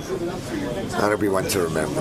Well, thanks for stopping by, Gerard, and Machine Gun Preacher. Good luck with that. Thank you. Yes. I haven't seen your eyes light up like that in a long while. What are you talking about? They light up every time I see you. Oh, well, with the exception of me. Oh, okay. Well, now we should propose myself or Gerard. Am I in Butler territory? Oh, dear. I mean, am I in Butler territory? I need the accent. Yeah, you need the accent. I have this dumb New Jersey American accent. So ordinary. Exactly. Yeah. But what really...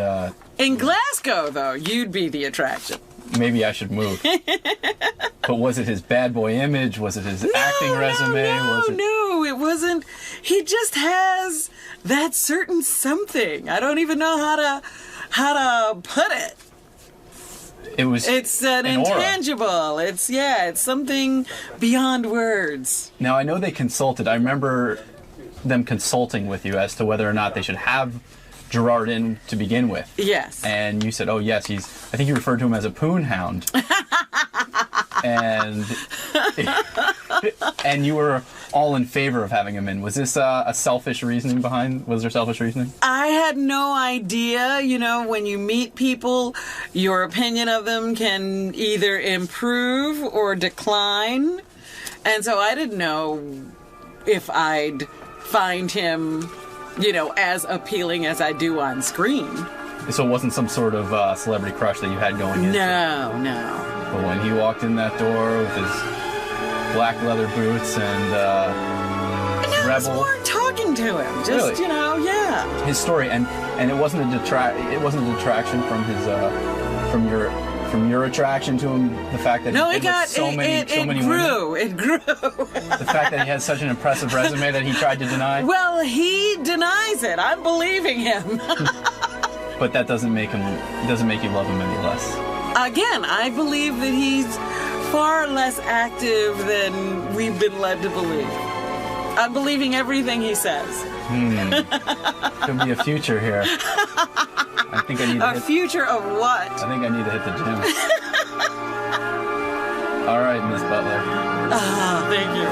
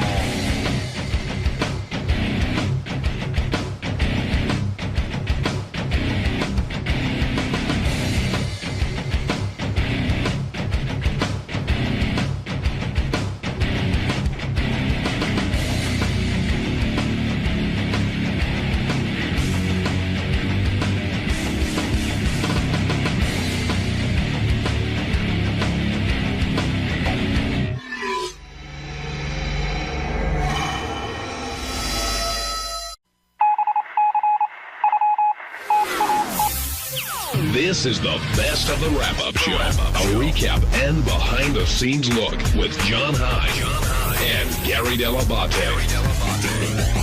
The best of the wrap-up show begins now.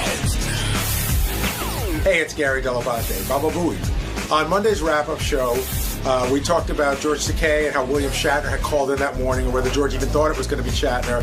And then about their long-running feud and how Shatner just gets underneath George's skin. And then we even talked about like why George didn't come down to the wrap-up show. We thought maybe Brad had texted him and told him to, stop talking about sex on the air. So that's what we talked about on the wrap-up show.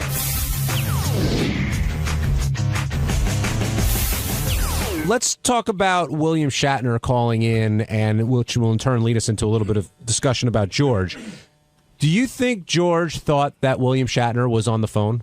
Not at the beginning. I mean, the whole time, we fooled him twice with Arnold Schwarzenegger, and God knows what else we've done to him. So he really doesn't believe anything we say. So even when Shatner was on, it probably took him, I would say it took him 30 seconds to believe it was Shatner. And you can't blame George for thinking, okay, this isn't him, but... No, we've been terrible to him on that front. But what's the word? The struggle between the two, the sort of, I don't know if it's jealousy, I don't know what it is, but it's clearly there. And you can hear, as we were saying before, both enjoy getting the other one upset, but ultimately it seems like George ends up being the madder one, and Shatner is sort of laughing about it. Well, George is easier to get angry about it, and I think that Shatner lives to tweak him. I always think my father used to talk about how his grandfather came from Italy, and there was this other guy that came from Italy, and they hated each other in Italy, and then they came here, and my father said they were like in their 90s, and they would have fistfights, and that's what I think of those two. Like, At what point do you get old enough to just say, fuck it? And I think for them, never. But there's something so endearing about that. I don't know how to describe it, but it's like like a fight that some kid that you fought in kindergarten, you're still like feuding with them. Well, the punchline to the story about my great grandfather was that when the other guy died, he was really sad because he had nobody left to fight with. Well, George talked about hearing. We heard the real Bill, then we heard the real Bill, and then there was the real Bill. And Shatner was like, what are you talking about? And he just loses patience with him. But, Will, that's George's biggest pet peeve. He just can't stand Shatner. I don't think he'll ever forgive him. And Shatner has this funny move where he just likes to play it like he's above it all. Right. And he's really not paying attention to this silly feud that George has kind of made up in his head. And I love that move because that seems to really infuriate George. And I don't think this feud will ever end, which is great for all of us. But Shatner's, he's got an album and a book, and he's doing a road show in Canada. Just released that documentary about. It still does that show, Raw Nerve. Now, why do you guys think he's doing all this? I would assume he's pretty well set financially. You would think. I mean, it's funny. I think that the old people that work like this, they always say, "Oh, this is what keeps me alive." And at some point, I think they really start to believe that the more work they do, the longer they'll actually live. Well, yeah. If you have to be somewhere, then it's better than Some people can't imagine just sitting home and doing nothing, and some people just sit home and do nothing. But there's a balance, and there's some people that just don't seem to get that. Like Shatner's one of them. And Regis is another one. Right. There's a couple of old guys at work, just way too much. What did you think of his reaction to the Schwarzenegger story? His reaction about how Schwarzenegger treated him, or his reaction that we knew about it, how the hell to get out? Both, actually. I thought the second one was the funnier part. He's like, how the fuck do you guys know about that? But it's true. We acted like it's news. We found a guy with a blog, and we just hoped it was true. Everyone has a blog now. Exactly.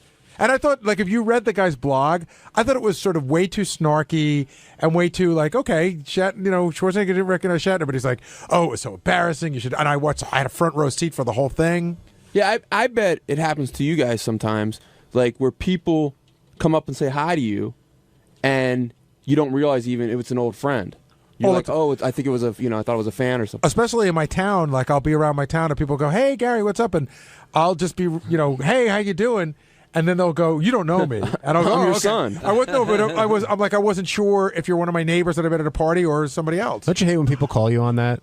You don't know who I am. Oh, I got called on that once by somebody really important. It was humiliating.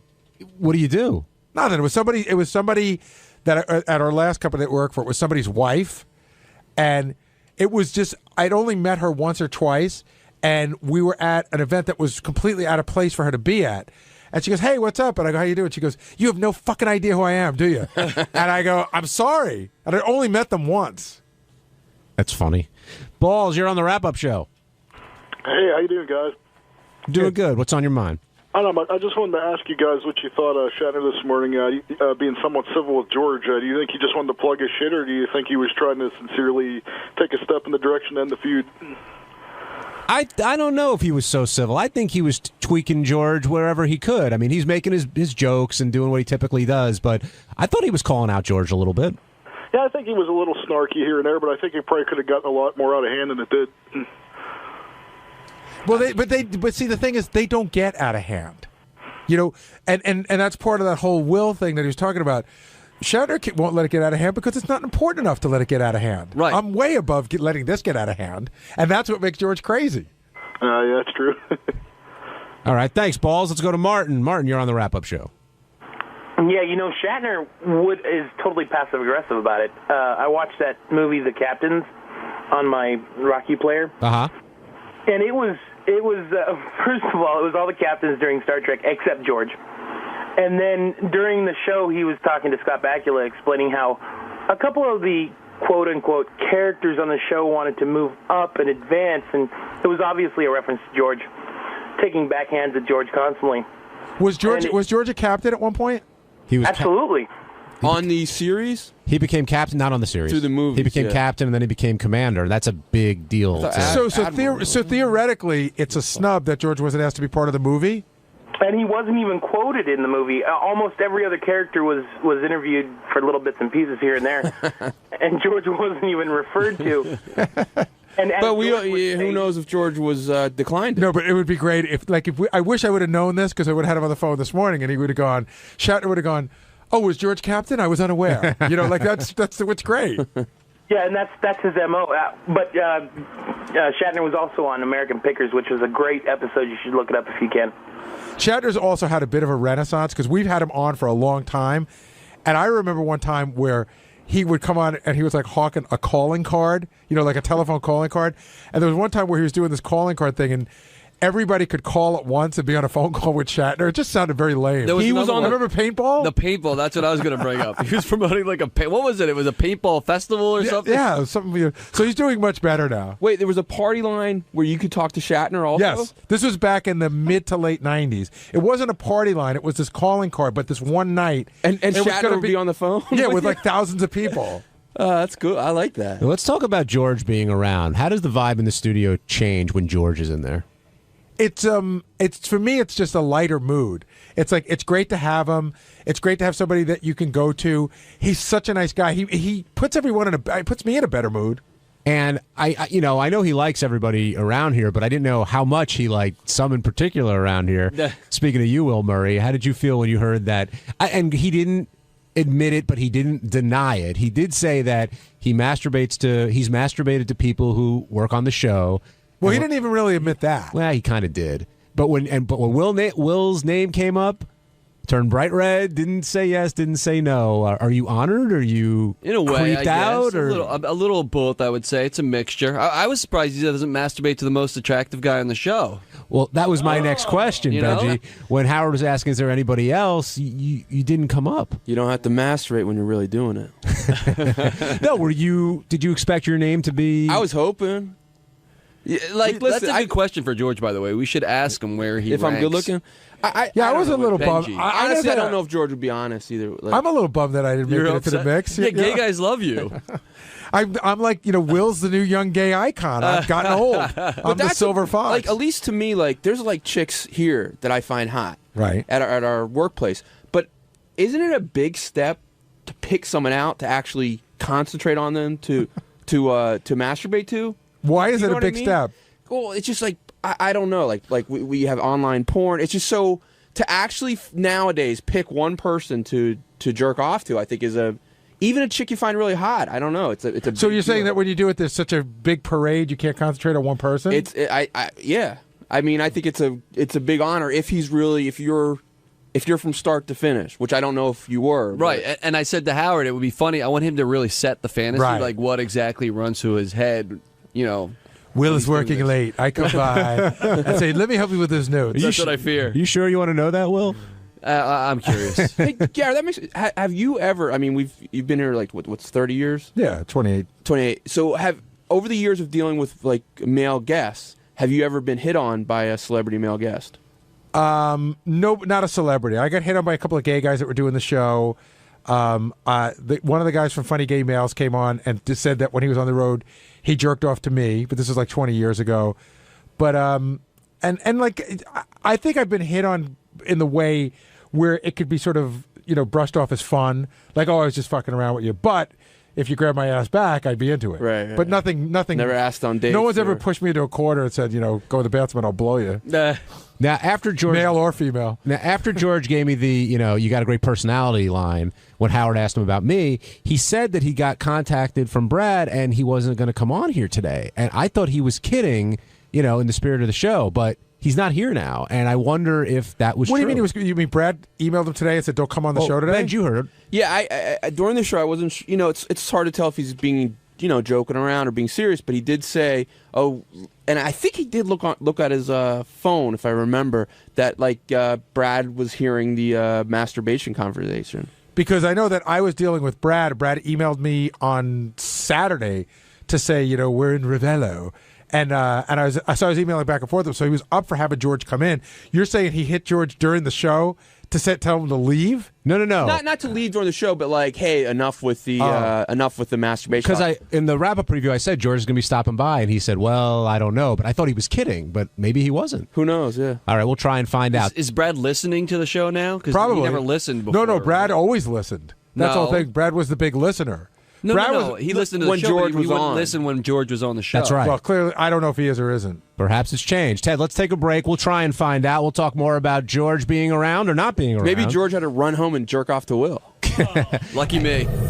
Let's move back on to what we were talking about before. Shuli, apparently you know why Mr. Takei isn't here? Yeah, he knew. He said to me in the halls that he was aware that you guys wanted to pick his brain about this masturbation thing, and that it wasn't going to lead to good things between him and Brad, so he was checking out early. Listen, it's fine. We could either play the wrap-up show clips tomorrow, or Howard could just ask him himself. Well, and I asked him numerous times in between laughter. He didn't really admit to anything, but I did give him this scenario. I said, you're on a desert island with Will and Jared.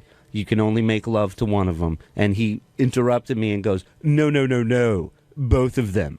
He says, you don't make the rules on this island.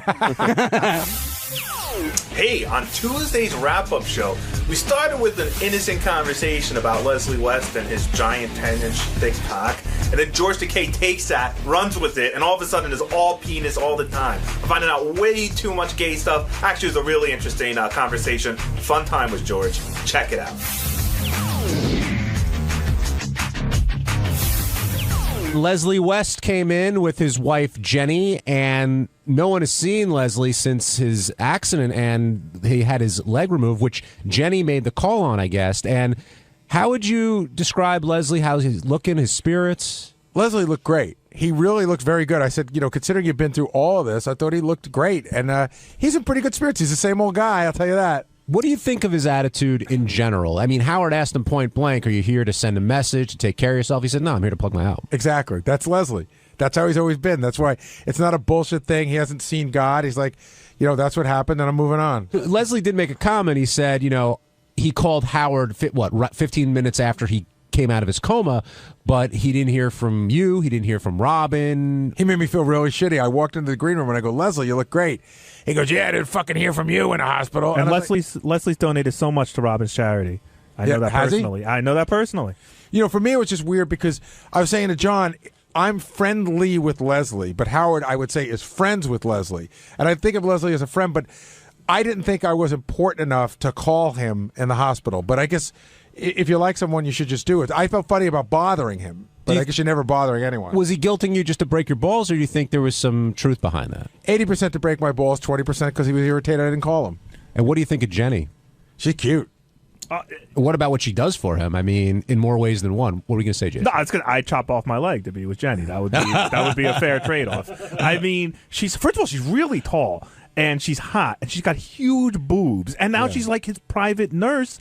And I'm sorry. I mean, listen, I don't want to lose a leg. I don't want to be flippant about that. But if you had to lose a leg, this would be the way to do it. I saw love personified. Yes. I mean, humanity and love. That's incredible what she does and what she looks like. And now he's at boob level, so every time he looks at her, he just looks up right into. Oh, I just want to be sure that did she say that sometimes she gets off on the stump? She rubs herself on his stump. I don't know if she. I find that very sexy. Of course, it's sexy. And she also revealed how well hung Leslie is, which Howard couldn't get past. She said he's Amazing. over 10 inches. Is that right, Yeah. George? That's what she said. And 10 inches. But she said she prefers the stump sometimes to the 10 inches. I mean, wow, I guess they're having a lot of fun. I'm sure it's very thick as well. George, why are you sure it's thick? What? Why are you sure it's thick? It could be skinny. How do you know it's thick? Well, anything that long has got to be substantial. Okay. Well, she did Why? say Well, would you think that it's skinny? I thought like Gary, maybe judging like you maybe like listen like I think I can tell how a chick's. Sometimes I think I can tell how her breast will look naked, but like, do you think you can tell a guy's cock, or is it always a surprise? Not always a surprise. But there are some surprising experiences. Have you ever had that one of I've those had. Boogie Nights moments? You know, like remember at the beginning of Boogie Nights where Yes. he goes and it just like falls out? Yeah. Have you ever seen one of those like before? I have. It's surprising, isn't it? It's I wouldn't shocking. I mean, it's an enormous hunk of meat that comes pouring out. Sometimes chicks like say, "Hey, it's too big." Have you ever felt that way? No, bigger the better. You know, if you're sucking, as long as I don't want it any other way. Have you ever tried the other way? I can't remember if you. Have you ever tried it? I know my you don't ass? do. Yeah. No, I don't. Never even tried it. I have tried it with my penis in someone else's ass. But you've never even like so. It's just been zero desire for it in your ass. Exactly. It's just too tight. Have you ever, but never even came close just to please your partner or anything like that, or? Brad's not interested in it. I wanted to try it with Brad, and I did, and I found that I didn't enjoy that either. How many did you? Was it one time? You're like, hey, it's done, or One time. He didn't like it, and I didn't like it. Hey, George, do you ever get uncomfortable when you're with a man who has a bigger dick than you? Because, like, I know if I was in the room with another, like, if I don't know, like, I'd be like, that would ruin things for me. If I was with a guy and his dick was noticeably bigger than mine, I'd be like, oh shit, I'm not feeling it. Top then is What? Is that determine who's like in charge? The size of the penis? Yeah. Frequently, yes. Personally, for me, you know, that's impressive, and you accommodate. And also, George, you said that you thought Leslie was thick, but when you first meet someone, what are the indicators? Like, how do you know what size is going to be I had no idea because, you know, he wears a very full kind of caftan type thing, and he's mature, to put it modestly. And so I never thought of him in a sexual way. But when I saw his wife, I thought, oh, my goodness. I mean, and she is attracted to him. He must have something. Hey, following up on Jason's question, who's larger, you or Brad? Brad is. Interesting, but you're the more masculine one in the relationship, right? I think so, yeah. Interesting. Has it always been that way, or was Brad once the more masculine one? Have you changed roles? No. You know, I was the actor, and he was, excuse me, he was a fan. So there was always that Hey, we don't say that element around here. there. What? He thought you said a different F word. No, George- George- I'm what is getting sucked into Benji's vortex. Maybe what George is saying that Brad is only slightly bigger, and that's why they could have the man. Bigger but close.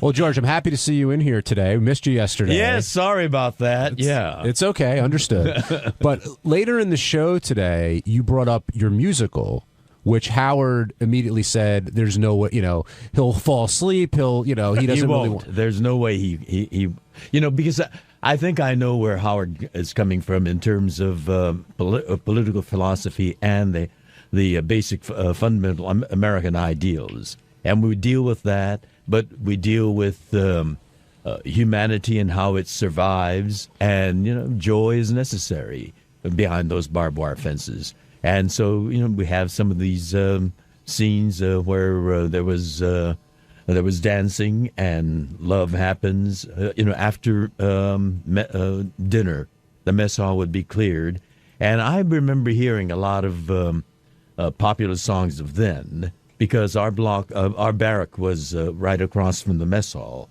And when my mother put us to sleep, I heard, you know, Sentimental Journey or Don't Sit Under the Apple Tree wafting over from the mess hall. And so, you know, there's a love story. There is a tragic love story.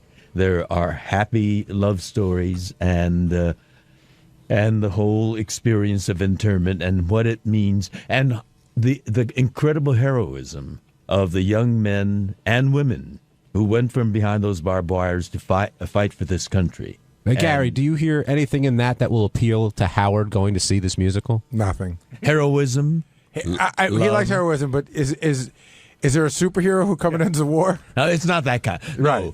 I think for Howard's, first of all, it's a musical, so you're already at strike one because he hates musicals, and then you're trying to bring a battle to the stage when Howard wants to see in a movie, you can see people's heads fall off. So I don't know if he would like that. I think he likes the idea of the battle, but I don't know if he'd like the play. Are you in it? I am. Cool. Do you sing at all, George? I know it's a musical. I sing with the chorus. I don't have a solo. I'm not a musical singer. If this came up on the air already, stop me. But who's funding this? Did you guys talk about that? Yeah, I put my money in. I have a lot of wealthy friends. And Howard asked you, how deep are you in? Did he ask you? He did not ask me. Do you mind if we ask? No, $150,000. Wow, he's got less money in his play than Vinny Favale has in his. And he's opening in San Diego and in New York next year. Right. But we have a lot of other people that have invested in it. When you say opening in New York, do you mean on Broadway? On Broadway. Wow. On Broadway. So does that mean it's like?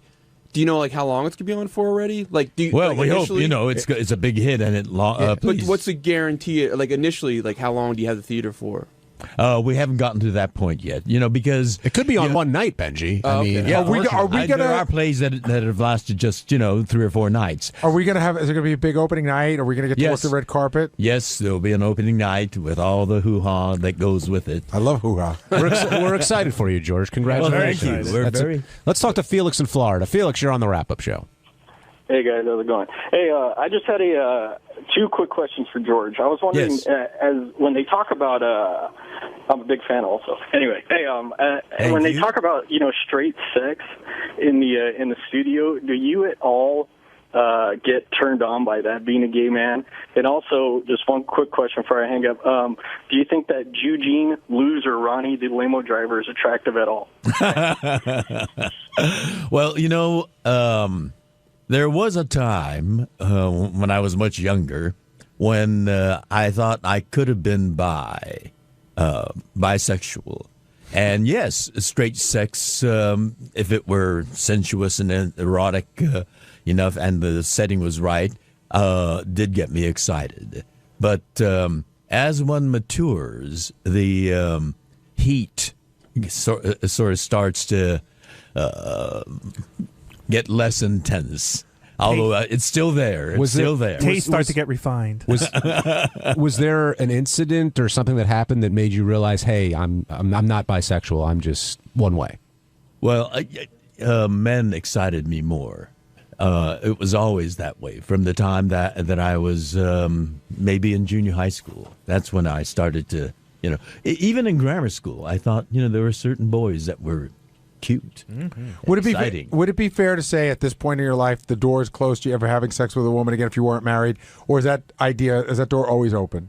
Like if you weren't married, do you think there's a woman you could meet that you'd want to sleep with? Not just once. I haven't thought about that. Right. I'm committed to Brad. Right, but I mean if Brad, well, we're like the diabetes. Once you get on a track, right? You're on that track, and I'm happy there. I'm comfortable there. And now society seems to be getting much more relaxed. Right. So I know my orientation is definitely toward men. So now that we're talking about Brad, did you, if you don't mind me asking, did you get any grief yesterday over yesterday's discussion about pleasuring yourself to people on the show? Would you get any grief about that? I didn't share that with him. You didn't hear it? Did he hear it? No, because you didn't really say anything. No, I didn't. But he doesn't listen when I'm on, and I did not share what I talked about. Because you know what the sort of gossip around the office was that he texted you during the show. Is that didn't happen? No. Oh, okay. People thought that he might have texted you during the show, and that might have freaked you out. But, by the way, George, I will say that this time you being on, it seems like you're a little more protective than usual. Like with Brad, and you say you're married. Like, do you have your defenses up, or are you just... because I've been so totally candid, which I've paid the price for before. I am much more wary now and more careful of what I talk about. Before the Shatner interview started yesterday, you were convinced that it wasn't going to be Shatner, right? Yeah, I really was. How long did it take? I mean, did you know 5 seconds in, or did it take you a minute still? No, 5 seconds in. I recognize Bill's voice and his speech rhythm and all that. I knew it was the real Bill, the genuine Bill. The second part of that caller's question that you didn't answer, which was Ronnie. What do you think of Ronnie? Is there any appeal there? Ronnie's a nice guy. He's very funny and all that, but no, sexually, no. If that's what you're kind of trying to probe. And Benjy, were you? Did you get your answer today? Well, listen. To what? I do not think George is like. I think he's. I think if you were single, I could get him. I do, George. I do, and I don't think on my looks. I think I could. At another time, you might have. George, ignore the fact that Benjy's fat. And what do you think? He's not fat. He's slimming down. Yes. I mean, it's visible and noticeable. Thank you. And you have good taste. You selected a shirt that matches your eyes. Thanks. On Wednesday's wrap-up show, all the conversation was about Jonah Hill dropping by and what a big fan he was. And we talked about Sal and Richard getting excited because Jonah said he was a fan of theirs. And we speculated on how it all went down with Sal trying to get a picture. Well, Sal came in and later explained himself, which made absolutely no sense.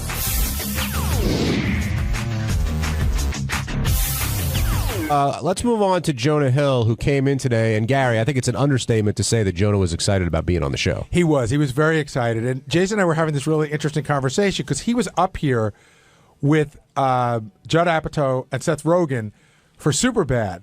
And we sort of knew who he was, but I don't think Howard knew who he was. And he wanted to get into the studio to sit down, but it didn't make sense. And so he was just really super excited to be here. Then he came back another time and got like a tour of the place. So big fan. And you could tell he's truly a big fan. I mean, he said he was thrilled that Ronnie was the one who was walking him in when he first got here. Wanted to hang with Richard and Sal, based a little bit of one of his characters on Benjy. He's a big fan. And are Richard and Sal glowing after hearing how badly Jonah wanted to meet them? They were right out there when he came out the door. You know what I mean? I mean, they weren't standing right there.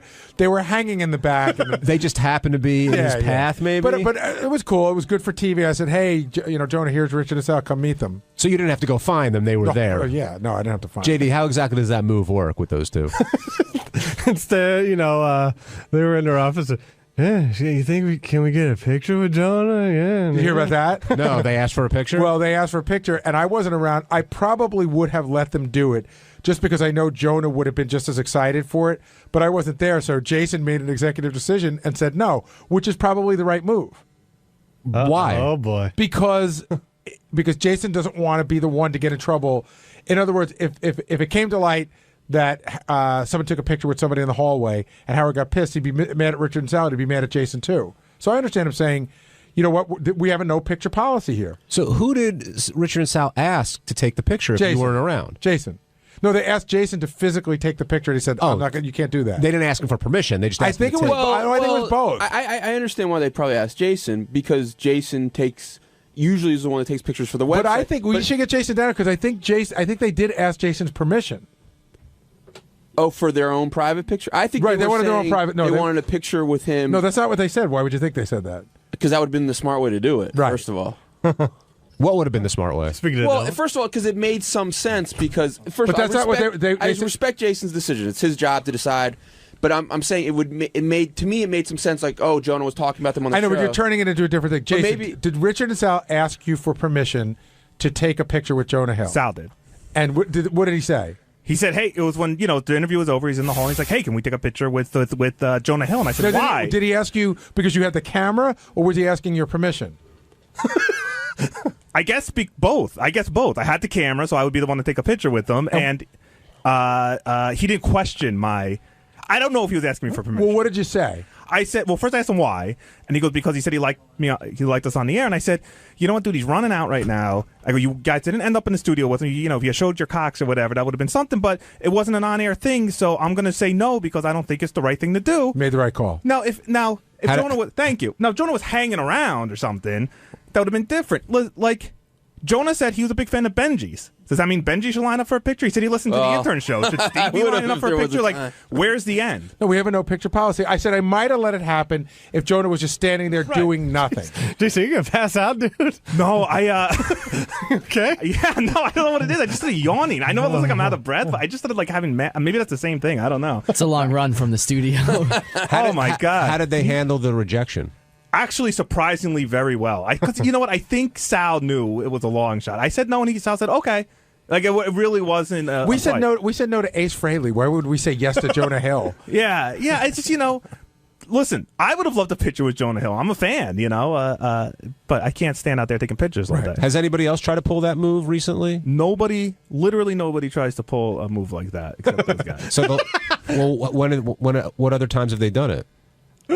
Anytime somebody says that they're a fan of Richard or South, I usually get the picture request. And it's again, they don't bug me. They're not up my ass about it. Is there a time when they're mentioned when they don't request the picture?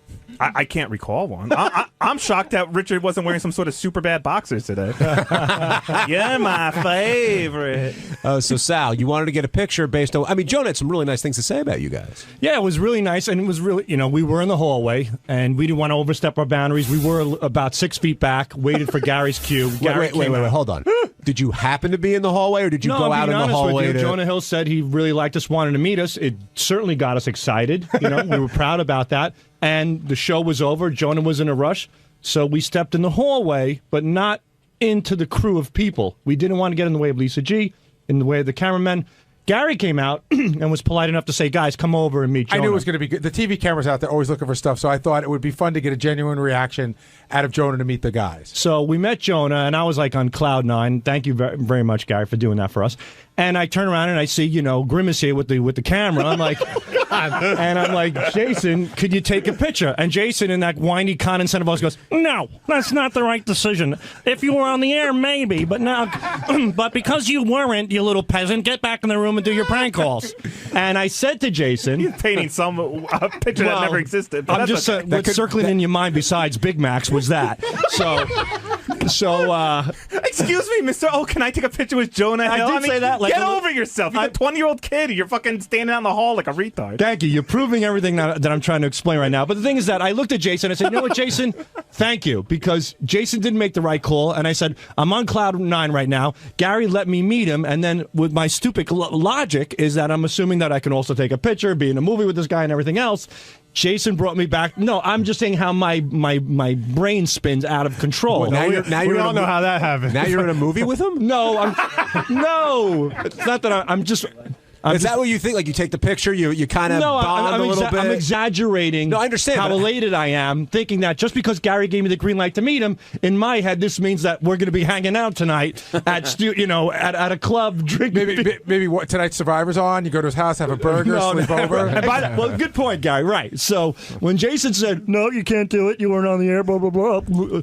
I said, "Thank you." I actually thanked him. I said, "Thank you." I go, you know what? I have to rely on you because I can't really depend on myself sometimes because my head goes into the wackyville, and I thank Jason. The other thing is, I didn't see Gary pull them over. If I had seen that, I probably would have walked over and then taken. You know what I mean? It wasn't like I saw that going on and still didn't take the picture. Were you sincerely? I just saw a crowded hall. Were you sincerely thanking him, or were you pissed and you really didn't think he made the right call? I think he made the right. I was upset that the picture wasn't going to happen, that the picture wasn't going to come into fruition, but I was also happy that Jason made the right call because, believe me, if he would have taken that picture without me asking Gary, even though Gary said, I would have let him take it. I said I might have. I would have had a seat. The fact that it went over Gary's head, and I've learned, I have a Post-it note now on my desk, stuck to my computer. Don't go over Gary's head? No, it says, ask Gary first with 3 exclamation points. Gary, this isn't a joke. It is on the bottom of his monitor. It says in capitals and exclamation points, ask Gary first. Yeah, and I love that. Exclamation point. And listen to me, that is my mantra. I live by that because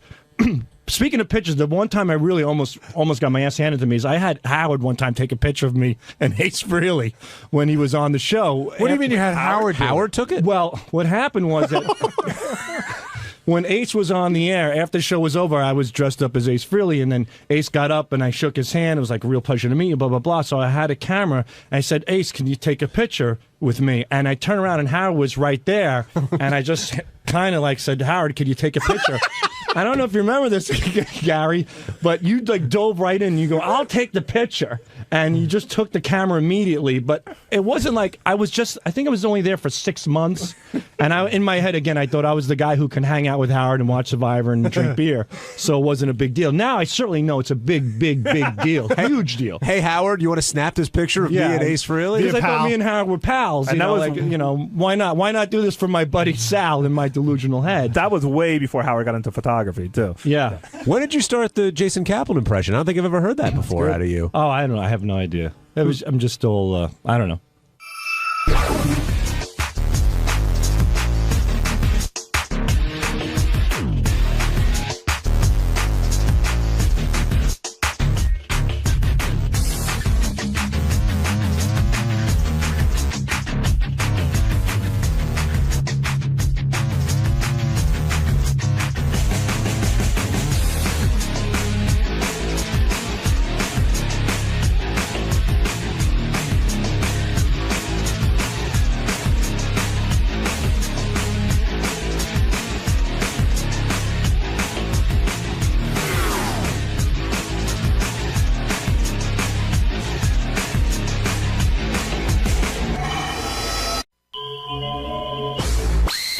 Tony Bennett.